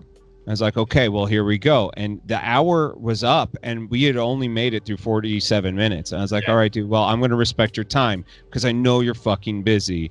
And I was like, "Dude, thank you so much. Maybe we can do this again." And we shut it off. And he instantly, there wasn't like a big switch, because he was being very honest and open about stuff. But we talked for another fucking 2 hours off stream about his family and his friends and stuff that actually would have been really good content for the podcast. And I should have just been like quietly turning on the recording again. And I was like, I'm not going to fucking do that to him, and because there is a very sweet, caring person in there that isn't the wrestler character that everybody knows him of, and you're just like, oh man, like I wish people knew this Kenny, like and when I tell people about that, like in stream, like people have asked me how Kenny was. I was like, I wish I could have shown you how Kenny was, because we didn't even get to Kenny, and like maybe someday I'll be able to do that again. Well, one of the nice things about Kenny is that when you meet him in person at a convention, he's Kenny. He's straight up regular old Kenny, Yeah. But if you notice lately, like there's no more ancient Chinese technique. There's no more some of that stuff, because along the same lines as the dude thing, he's trying to be more accepting. Not accepting. The dude is probably one of the most accepting people I've ever met in this whole hobby. But he gets called gatekeeper behind his back all the time, and people don't understand his character. He literally, one of the first things he ever told me was, "I play a character when I'm live." And I was like, I get it. It was like the first one-on-one conversation he and I had 2.5 years ago. It's just sure. I feel so disappointed, and I take it almost as a personal level at where Kenny and Rob get kind of shit on in the community. They're my friends. I mean, it's not even before I was part of the Long Dude. War. They were my friends. And Rob is the most hated person in the hobby, and I want to talk to Rob about that because like he is the most chill ass dude with super helpful, and he does it in a way that he's like, when shit is coming at him, he does this thing where he's just like, hey man, thanks for checking out the stuff, and he just, and I know he has to be feeling it on the inside, but you just would never know. He's so cool, and that's why, like, he may not be the biggest streamer or content creator I've talked to, but he's my white whale because I wanted to have an actual time to talk with somebody who has given me so much entertainment that I think the industry, maybe not the industry, but the people who follow the industry totally don't understand at all. Right. And Kenny's very much in the same camp, They're just they're the dudes that built the platform for us here, and I know they get plenty of respect and plenty of accolades, what have you, but there's still that crowd locally. About a year ago, a local kid called me the local Spiky Bits as a diss. And I was like, Spiky Bits. I'm thinking in my brain, thanks, dude. Wow. Wow, that's cool. But his point was, you're relentless. Like, I promote relentlessly because, I got to slice out my pie, right? Yeah, this is my income. He's like, oh, you're like the local fucking Spiky Bits. Why don't you just shut up already? We know who you are. And I'm like, okay. But in the back of my head, I'm going, thank you, because that man is a freaking genius. When it comes to business, people give him all kinds of crap for his Spiky Bits articles. Like, oh, all it is quick clickbait. Well, guess what? Did you click on it? Click, he needs money out of that, right? Yeah. That's how he makes his income. So guess what? He's making money off of you being pissed off at him, but he has so many different sources and knowledge. People don't realize he owned one of the bigger hobby stores in the nation. Yeah. Until he got shut down, unfortunately. And, it was back in the Bits day. It's where the name Spiky Bits came from. Yeah. This man knows people, but people are like, oh, that's a bullshit article. It says Spiky Bits. I already write it off. No, you don't realize he actually has some inside info. Yeah. And it's just, it bums me out. I take it personally because they're friends. I know them on a personal level, and they're just getting shit on left and right. And I've had this conversation with both of them, and they're like, when you have a little success, there's always going to be a hater out there. There's always going to be a hater. It's so impressive and so inspiring how they just let it roll. They just let it go. Like that dude 3D designed a Nurgling based. I don't want to get into the graphic nature of it, but it was extremely graphic sexually, and it was a Nurgling with Rob's likeness. Yeah. And they're talking about it, and I'm just like, dude, I would be livid. And Rob's just like, it's sad. It's sad what people will go to. He's just letting it roll. And I'm like, yeah. How are you not steaming mad right now, dude? And it's inspiring to me to watch these guys, to be mentored by them, to be mentored by like someone like Lynn from Metalhead Minis. These are my close company. Dude, and Lynn gets fucking shit on all the time too. And I'm like, it's not why? That she gets shit on. It's that she doesn't get any goddamn respect or credit for everything she does. Yeah. That shit makes me more mad. And I'm like, no, you don't understand. Gen Con wouldn't have any of this if it wasn't for her. Like, that's huge. That's fucking huge. What is it, 80,000 people came to Gen Con last year? Unofficially 80,000. There's 123 through the turnstiles. Jesus Christ. That's fucking I should say insane. 123 unofficially. 80 something officially. But literally, like, and I'm gonna look right at the camera, people watching or listening. If you are into miniature painting, you have no idea what Gen Con has become. I mean, some of the biggest names come out to Gen Con just for the competition. If you're into competition painting, it's only going to get better from here. And there were tons of entries. I think last year there was like 170 something entries in the cases. Damn. They had to go and get more cases. Lynn has made, and it's probably one of the best judged and most fairly judged competitions I've ever seen in my life. And to be a part of it, to be teaching there, to be a part of her crew, it's just so cool. Unfortunately, there's not really any big tournaments, gaming tournaments for us there. Right. So it doesn't draw as many people. I'm literally walking down the aisle. This was so bizarre. I'm walking down the aisles of just the random hall. And who walks by me but Jizmac the Gusha and Beefcake the Mighty from Guar? And I'm like, oh shit, I've met them. I've had breakfast with them at Denny's after concerts here. Yeah. But it's just at Gen Con, there they are in full regale, and I'm like, oh my god, holy shit. So I'm like running up to them, and my dumbass, my competition piece was a five person unit of Death Guard for Kill Team. And I named them the Scumdogs of the Universe. And I had Ballsack, the Jaws of Death. I had Sexecutioner in there. I had all Odorous as my leader. And I'm sitting here hanging out with these dudes, getting pictures and stuff. And I didn't one time think in the back of my head, oh, by the way, I painted miniatures after your likeness. Yeah. Come upstairs and check these out. And to this I think the Cuttlefish of Cthulhu goes against terms of services, though. So you have to be careful with that one. Nurgle, wouldn't it? Right. It would absolutely. Perfect. Dude, so how did you get lined up with the Long War people? Because being back in the hobby for 3 years and, you know, streaming for 2.5, like, that's a pretty amazing group of people to be part of. And even though it comes with a fucking asterisk because of the character behind it, it is also like one of the most watched and followed group of people.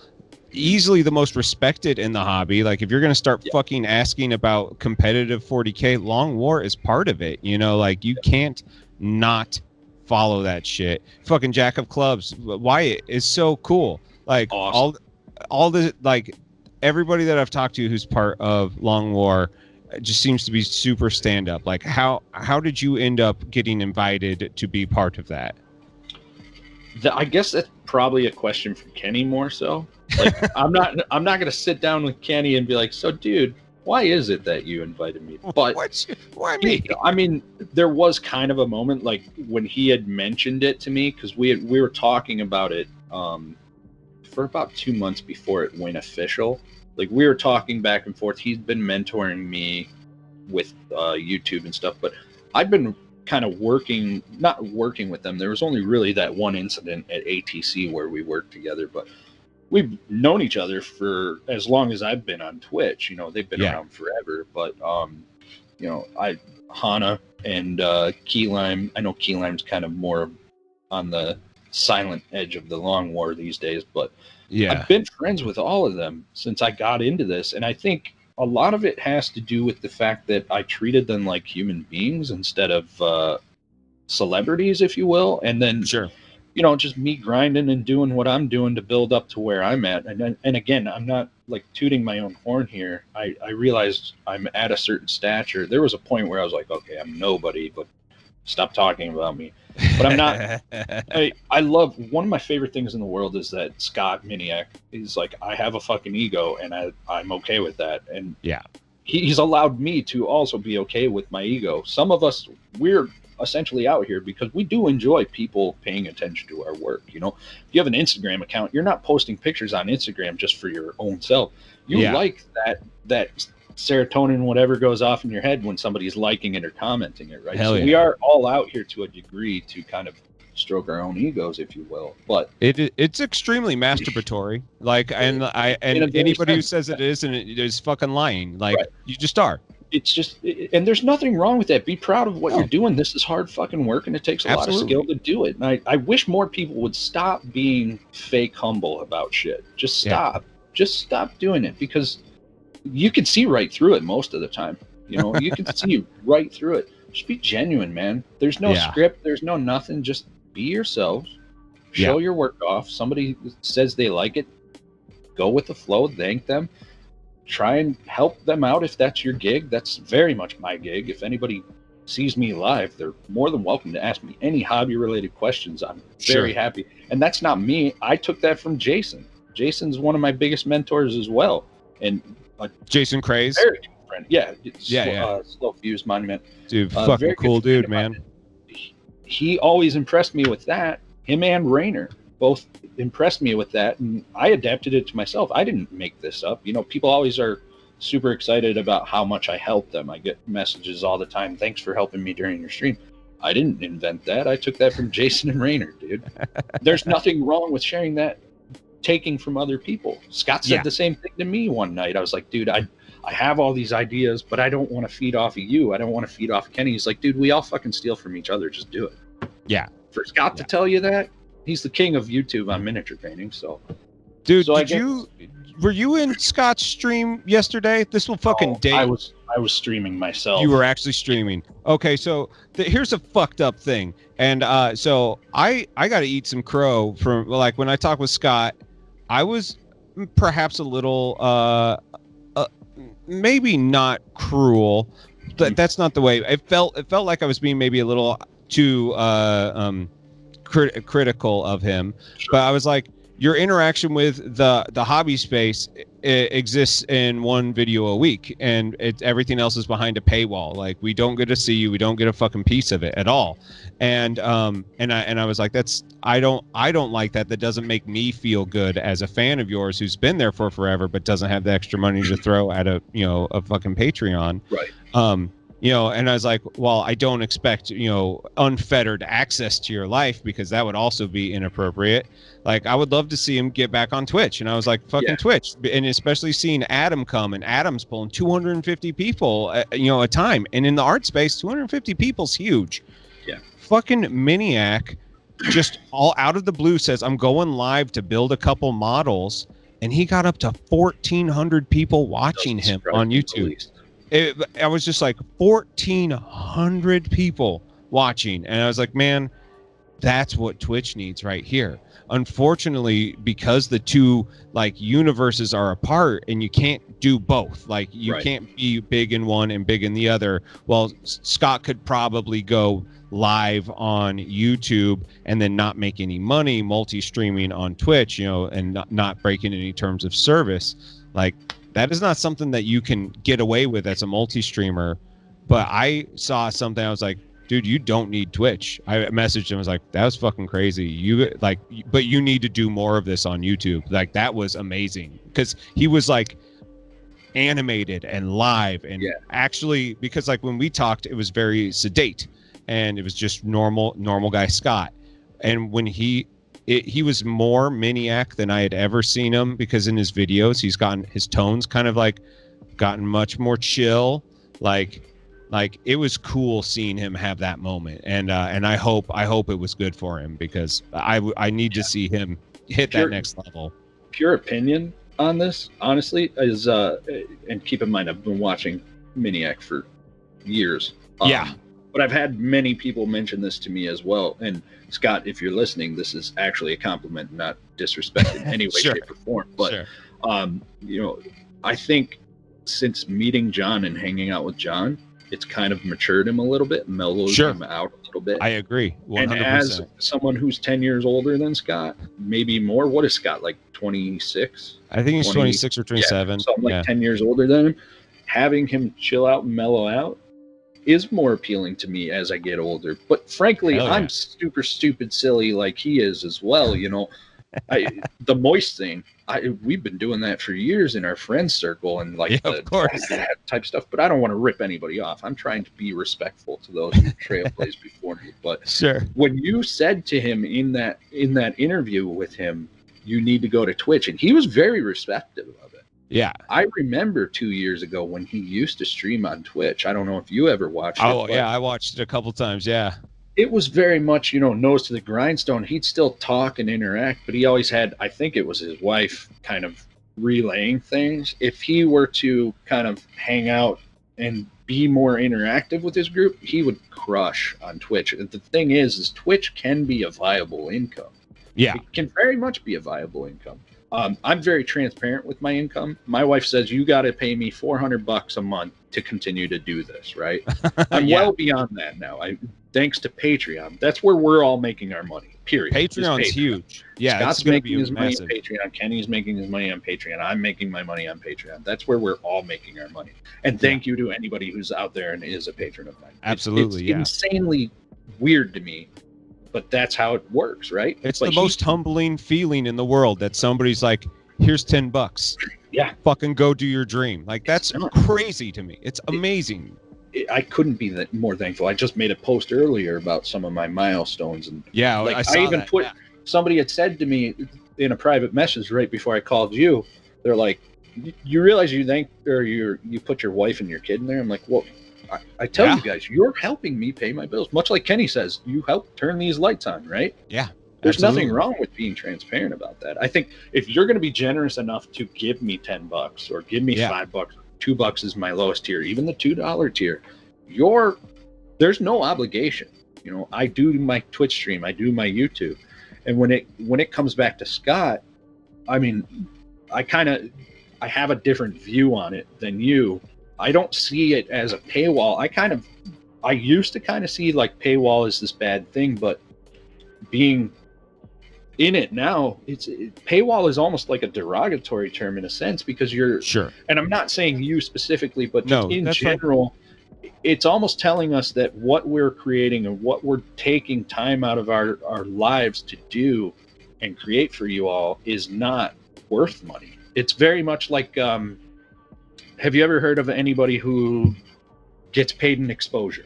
Yeah. Oh yeah. No, I hear you. There's nothing more insulting in the miniature painting world than a company coming to someone, a mid-tier miniatures company. Hey, paint us some box art. We'll give you exposure. Your exposure doesn't do shit for me. Yeah. Frankly. Yeah. It doesn't keep the lights on. Yeah. You know how many times G-Dub has reposted somebody's work on, like, if you hashtag painting Warhammer, and then it ends up being like one of the pictures on their product on their webpage? You haven't done anything but give them money. Yeah. You haven't given me any exposure because there's no tagging. And one of the things that I freaking hate more than anything in the world, and if you're a manufacturer and you're out there and you're listening, please take note, is you go to a convention like Gen Con, and they've got their beautiful display cases all up and all these beautifully painted miniatures for their displays. And it says, oh, it's so-and-so unit, blah, blah, blah. Price tag. No credit to the artist whatsoever in there. Painted by Epic Duck Studios. Painted by James Waffle. Painted by... Yeah. Come on, guys. It's a little text to give us something. We're trying to feed our families just as much as you are out there. Right. You know? Right. And I think I don't feel like us as artists that are putting ourselves out there should be shy about not being happy about that credit, you know? Oh, of course, 100%. I think Scott, you're right with Scott. I think Scott, one video a week, that's great. That's all well and done.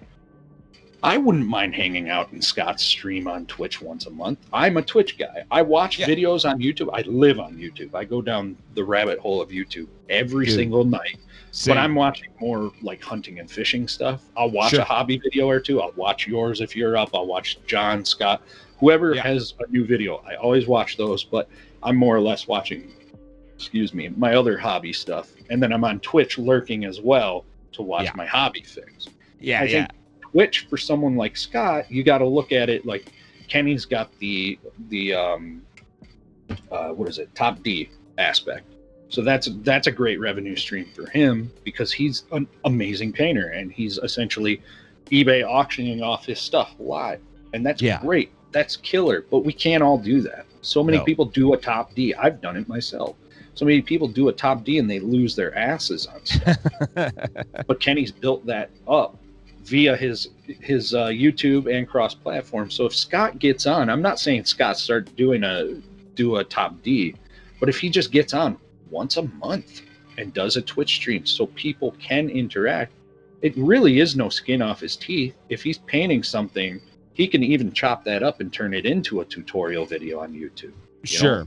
There are aspects, but I think for Scott, he's very much a cinematic person where he wants to be in control of the visuals. I respect that kid so much. 2 years ago, before I'm sure he had any clue who I was, I had actually reached out to him in an email just to ask him about lighting. And I was like, what is that? It was a video where he got that brand new LED one with like the black cross hatching. I don't know. Yeah. I remember that vid. Sure. And I was just... I spent too much on my streaming video. Yeah. I'm like, hey, just out of curiosity, how much was that? Because I got like the the eBay, not eBay, Amazon special, you know, like $200 studio lighting. Yeah. It's all USB, man. And I ask him, I'm like, curious, what is that lighting? And he sends me what it is. And I go to Amazon real quick and I see a $1,400 price tag for one light. And I'm like, oh, this kid's not messing around. Dude, Scott's not fucking around at all, man.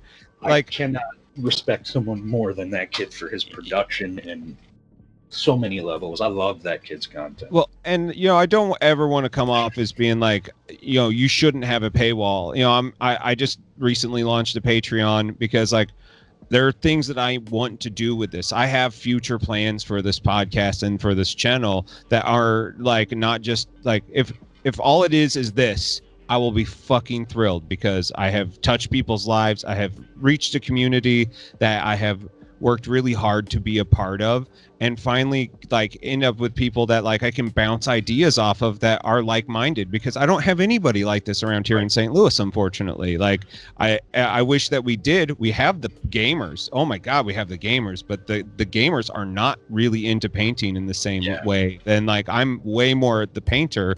You know, I can play a game, but I would rather like spend my time hobbying. So to be a part of this is cool, but to reach that next step, unless if I fucking, you know, win the lottery or something, like I've got to, you know, turn around and invest money into this to get to the next steps. And so like the paywall isn't, you know, I know that is a dirty word, you know, with Scott, it's the fact that like he has Trapped Under Plastic and he never fucking posts in it. Like just like a hop in here and be like, hey, hobby friends, how you doing this week? That literally, that's all I was like, you know, like just a little. And I don't know if what I said actually like resonated, but he started being more active on there after we talked. And I was just have a direct effect. And honestly, I thought of you yesterday when my phone went off and said he was live. I was like, okay, he's listening. He's listening. I think Scott is very much more in tune to things.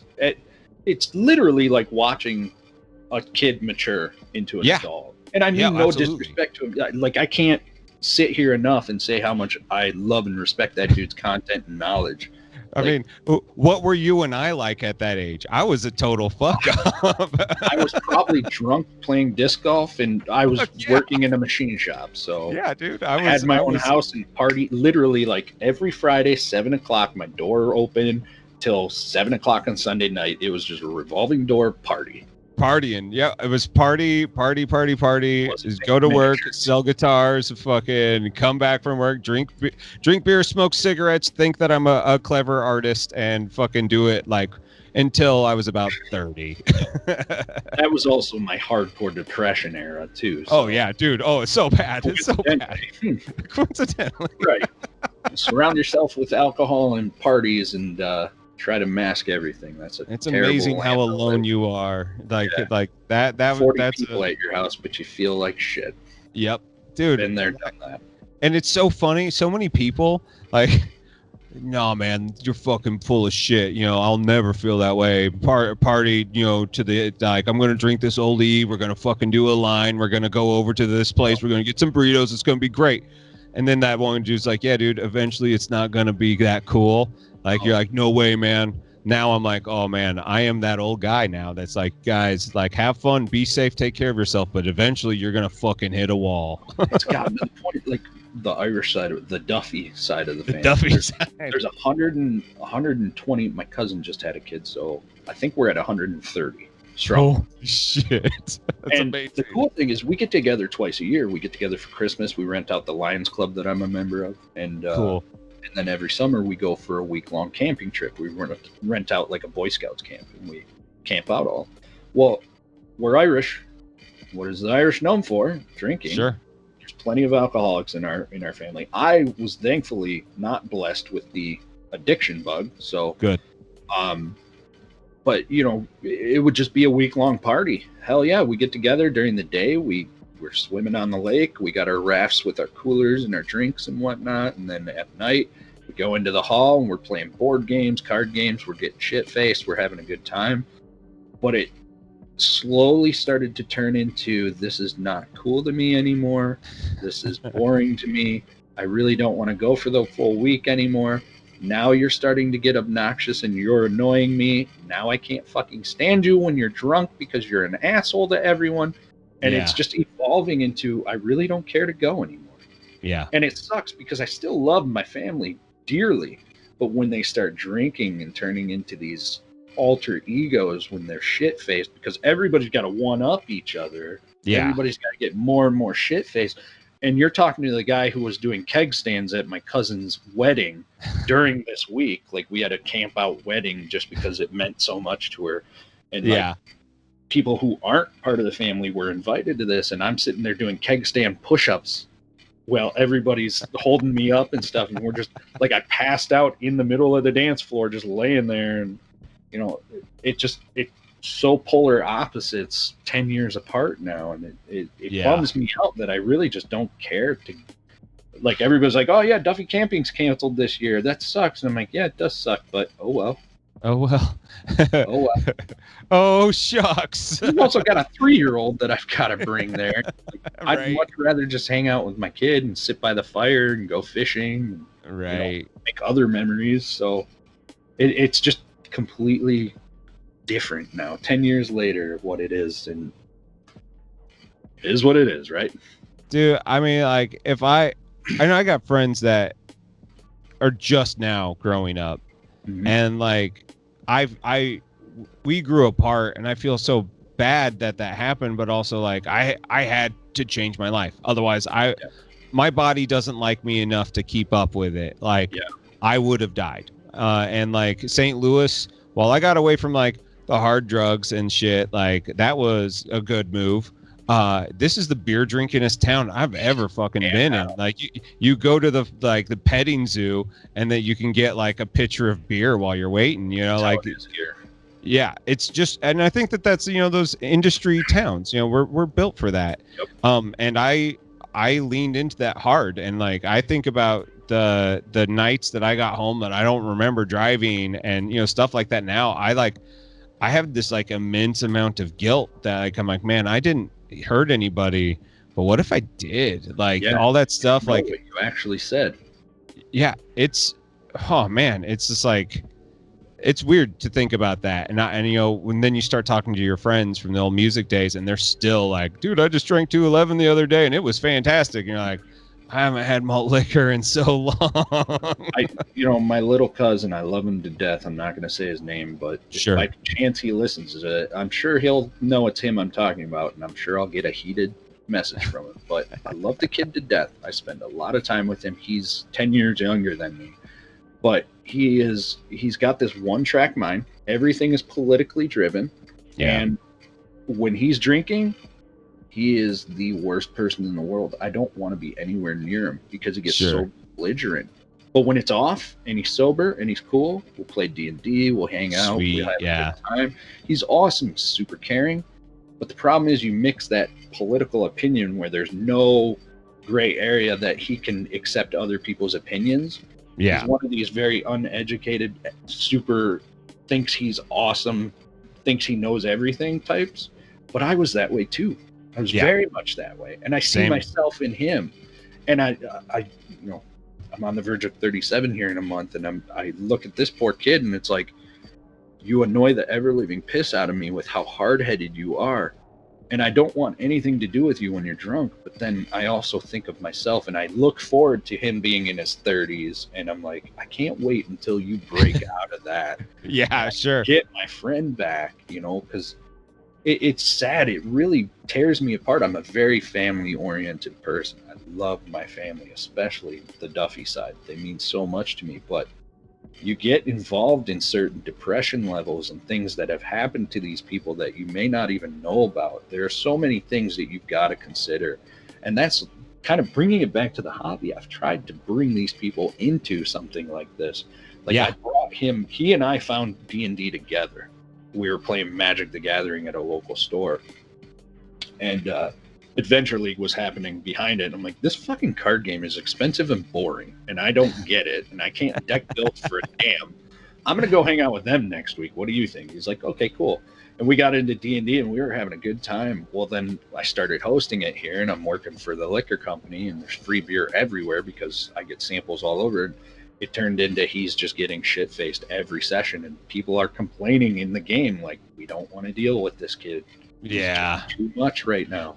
It bummed me out, but in a sense, I may have contributed a little more to it. But I can't tell myself that because he is a grown man when we started it. You know, he's 22 years old. He's in control of his own house. So, you know, I try to use the hobby to help people get out of certain darknesses, if you will. But when it boils down to it, there's nothing you can do to change someone else's demons. No. And you know, and this hobby, while for people like you and me, especially at the age that we are, and you know, you having a child, you know, we were talking about Bill and Ted's in chat earlier, you know, like there's these things that resonate, and your human value's different, you know. When you're 27, you're still fucking invincible. Like, and so like, if I get mad, like in this thing, like it doesn't matter if I never talk to them again. They don't affect me at all. You know, like you can walk away and you can burn a bunch of bridges, but like, you know, at a certain point, like you are going to need a fucking way back into the city, and you have closed every single door. Like that's a very real thing. And like I was extremely political and you know, too high to understand any of it. But like ideally I understood that I was mad about things, and you know, like I definitely fought with all my family. And now that we're an adult, like I can have smarter conversations about that shit. Yeah. But really all I want to do is make sure that all my family is okay. That's the new thing. And if you're not happy with what you're doing because you don't have enough time to like decompress, I want to help you get to that. And for me, painting is that. And like having some time yesterday to paint off stream, like I hadn't done that in months because being back at work, I've been mentally exhausted, but I actually painted, and like getting back to that like flow state with something is great. It's so healthy, man. And like, it's hard to explain that to people who don't have those sort of releases. And you're like, nah, man, there's something here. You just have to like take off your armor, leave it at the fucking door, and just like come in a human. And there's something so cathartic about this hobby space that you know, I wish more people could experience it. And that's kind of something that I don't ever understand. And people ask me all the time, is like, people go through hobby burnout. I haven't gone through hobby burnout in 3 years. I've never, not once. I literally sit down at this desk every day, not only because it's my job and my income, but sure, I also just come down here to enjoy my hobby. I've not once since I've gotten back into this, sat down at this desk and said, nope, not into it anymore. And a lot of, like, going back to what you said, you're a collector of collections or collector of hobbies. I'm the same way. And it has funded indirectly, my addiction to disc golf funded this whole thing for me. I used to collect collectible disc golf discs. Like, there's a serious market for this shit. People are blown away by it, but there are some golf discs that'll fetch you $300-400 for one stupid little frisbee, essentially. Piece of nylon, right. And I used to be hardcore into that collection. I had a collection that was 300 deep, and whoa. I realized, you know, one day I woke up and I'm like, I've got 8 comic book boxes, Jimmy John boxes. You ever order a bunch of Jimmy Johns and they send you those like long rectangular boxes? Yeah. They're perfect size for fitting a disc in, like a filing cabinet. So I'd go to the Jimmy Johns and just, hey, can I get one of those boxes? I had like 8 of them full of discs, and one box holds like 40 discs. Wow. So I'm like, I got thousands of dollars worth of discs that I'm literally just storing, that I've paid money for to store. And I'm like, my wife's 7 months pregnant. I took two what's the word? Treat yourself if you're a Parks and Recs person. Yeah, sure. Treat yourselves. And my childhood best friend, he's still my friend to this day, who I found Metallica with. And if you don't know me, Metallica's God. I've seen Metallica many times. He had never seen Metallica. And just finding them together, we were like 8 years old, laying in my basement playing Legos, and I happened to find the Black Album or something like that in my dad's collection. I popped it in, we found Metallica and fell in love. And so I was still in the alcohol industry and making decent money, and Metallica's coming to town on the Hardwired tour. And told my wife I'm gonna get floor tickets. I've never seen Metallica up close. I'm gonna get floor tickets. That was a lie. I actually went to Orion Fest and saw him, but I was on crutches. So I'm in a work meeting, and I excused myself to go out to my car and get these tickets the second they went live. They were $200 a piece. They were not cheap. Yeah. And I called my buddy Roland.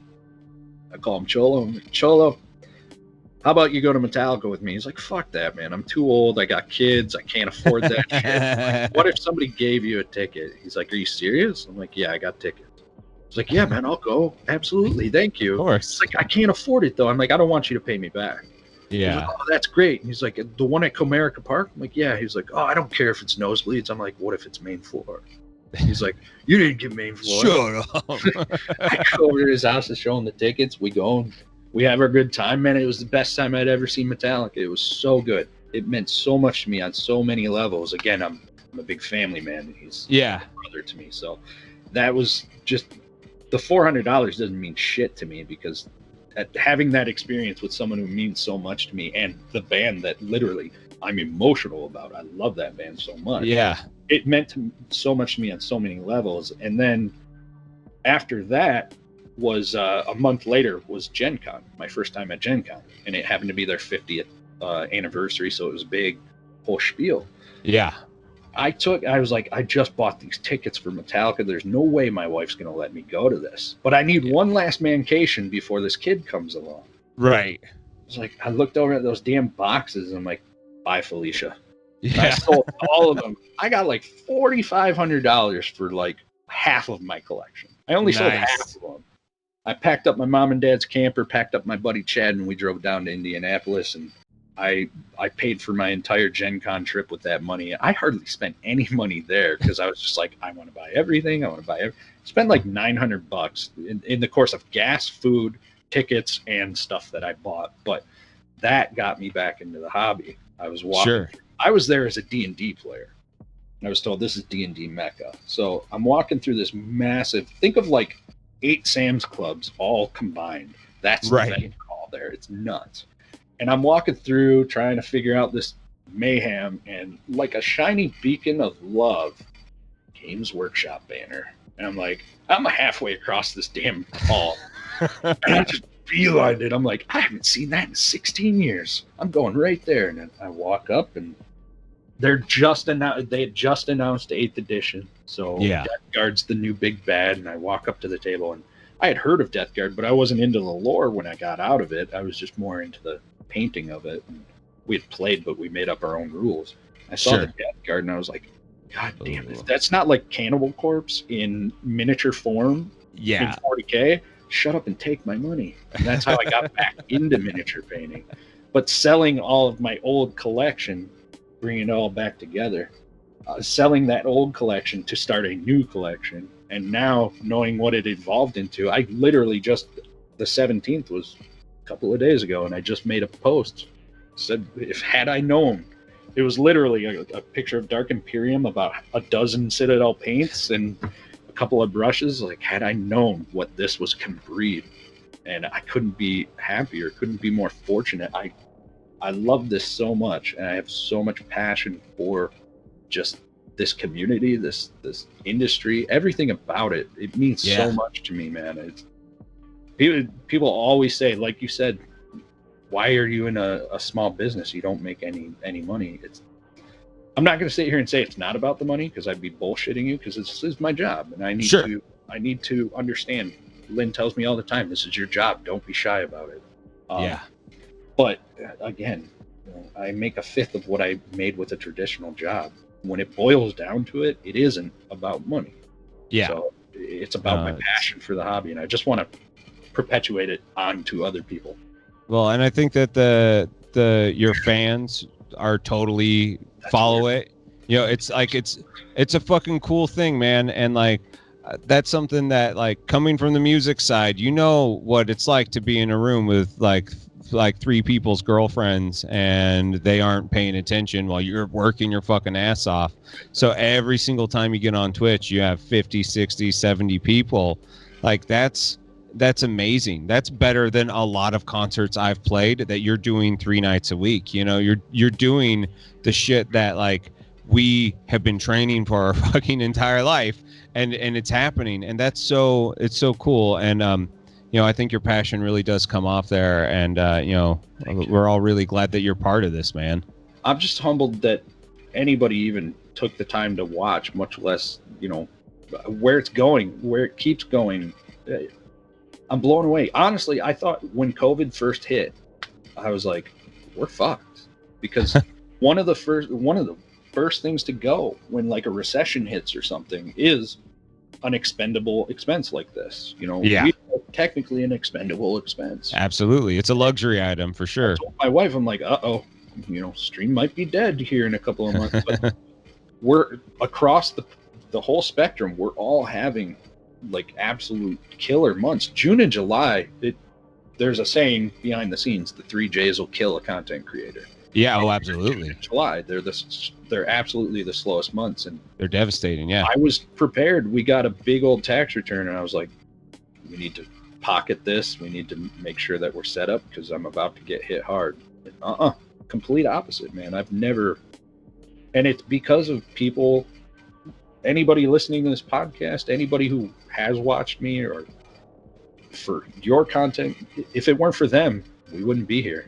Well, Duff, dude, thank you so much for like taking the time to sit down and talk with me. I really appreciate it, and I'm glad that like you're part of this community, because I do think that like it's really cool seeing the like diverse amount of people, and you know, from what different backgrounds they come from, and you know, and how they end up making this their passion project. Because like I think that, you know, anything that you can do to like, you know, give those things to the people is really beneficial. And you know, it's always great when like I hop in a stream and just like lurk and watch people, you know, you just have like a really active chat. They love it. It's just really exciting, you know. And I can't really describe to people what that's like. You know, it's just really inspiring.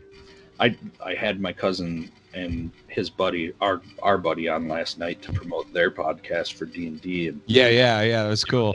They were so amped up. I'm like, now you know what it's like. They're like, yeah, we might start streaming. Do it. You guys should do it. It's so much fun if you're comfortable talking to no one but talking to a ton of people, because it's literally it's so bizarre. If you put a camera behind yourself, it's like you're talking to no one, essentially. Yeah. But in all honesty, there's 70 people behind those screen names interacting with you. And I've said it a few times. It wouldn't happen without those people. The support in this community is so strong and so awesome. Don't get me wrong. There are some jerks around that really want to knock you back a peg. Yeah. They get pushed away real quick through all of the positivity and all the cool people. It's not all sun and roses. No, it's like being in a band, and it comes with those works. And I've said this a lot, and I was like, I didn't realize that I needed this level of, you know, interaction in my life at this point. You know, I'm closer to 40 than I am to 30, and you'd think that you would be over it, but like, no, like I actually do kind of need this. Yeah. And it's so fun watching you kind of come around. You said, I've heard you say a million times that you thought of Twitch as like, no way in hell. I Dude, love that. Coming from the game side, man, it was so toxic. It's cancerous as hell, man. It's awful. And so like, you just, and you know, watching Miniac early on, people were fucking with him like 24/7. I was like, man, poor guy. Like, imagine being an attractive lady in this business, and dude, shit they get. Dude, some of the stories that I've heard, you guys should be fucking ashamed of yourselves. And knock stop it off. Going into a female streamer's chat and saying, hey, sweetheart, or hey, beautiful lady, or anything like that. Because they may be nice about it, but guess what? That's not appropriate. Duffy, thank you so much for hanging out. We'll do this again. Again, thank you. Thank you for being part of this, and you know, giving so much to the community. It really means a lot. It was an honor to be on the show with you. I really appreciate it. Much like Zambi said, I sometimes I don't understand why people want to talk to me, but It's fun. It's great. I love what you're doing, brother. Seriously. Well, thank you. I was a I little appreciate it. like I had no idea who the hell you were the first time I ever saw you. I was like, who is this guy? What's Who's he this all guy? about? What's this murder basement? What is this all about? And I started watching your shit, and I'm just like, God damn, he is doing the Lord's work on this stuff. He is absolutely killing it. You're doing some awesome stuff, man. Just keep doing it. I don't give a shit. You and I have both dealt with some dark demons in our days, and I know, as someone who still deals with that every now and then, there are going to be those days where you're just like, is this worth it? For sure. It's worth it for me. Keep doing it for me, man. Awesome. Even if it's just me, please, because I really enjoy these interviews. And to be a Dude. part of it is a huge honor. So thank you very much, man. Awesome, man. Well, I appreciate that. I appreciate that. I didn't know that this talking thing, people would actually show up for when, Crazy. you know, like it's that's the weird one, but like we gotta do the reps. We gotta be in it. So Absolutely. well, dude, thank you so much, Duff. I really appreciate it. Thank you, man. Thank you for making it through another episode of Hobby Time in the Murder Basement. I really appreciate your support. If you'd like to continue the support in other ways, I do have a Patreon. The link is down below. Proceeds from that will go to pay for new equipment, subscription fees if I need it, and graphic design stuff. I'd like to help build this channel. So any of your support is, while never necessary, is always appreciated. Thank you so much. I really appreciate it. If you want to see more hobby stuff, you can head on over to Twitch. I generally stream on Sundays at noon. Thank you so much. I really appreciate it.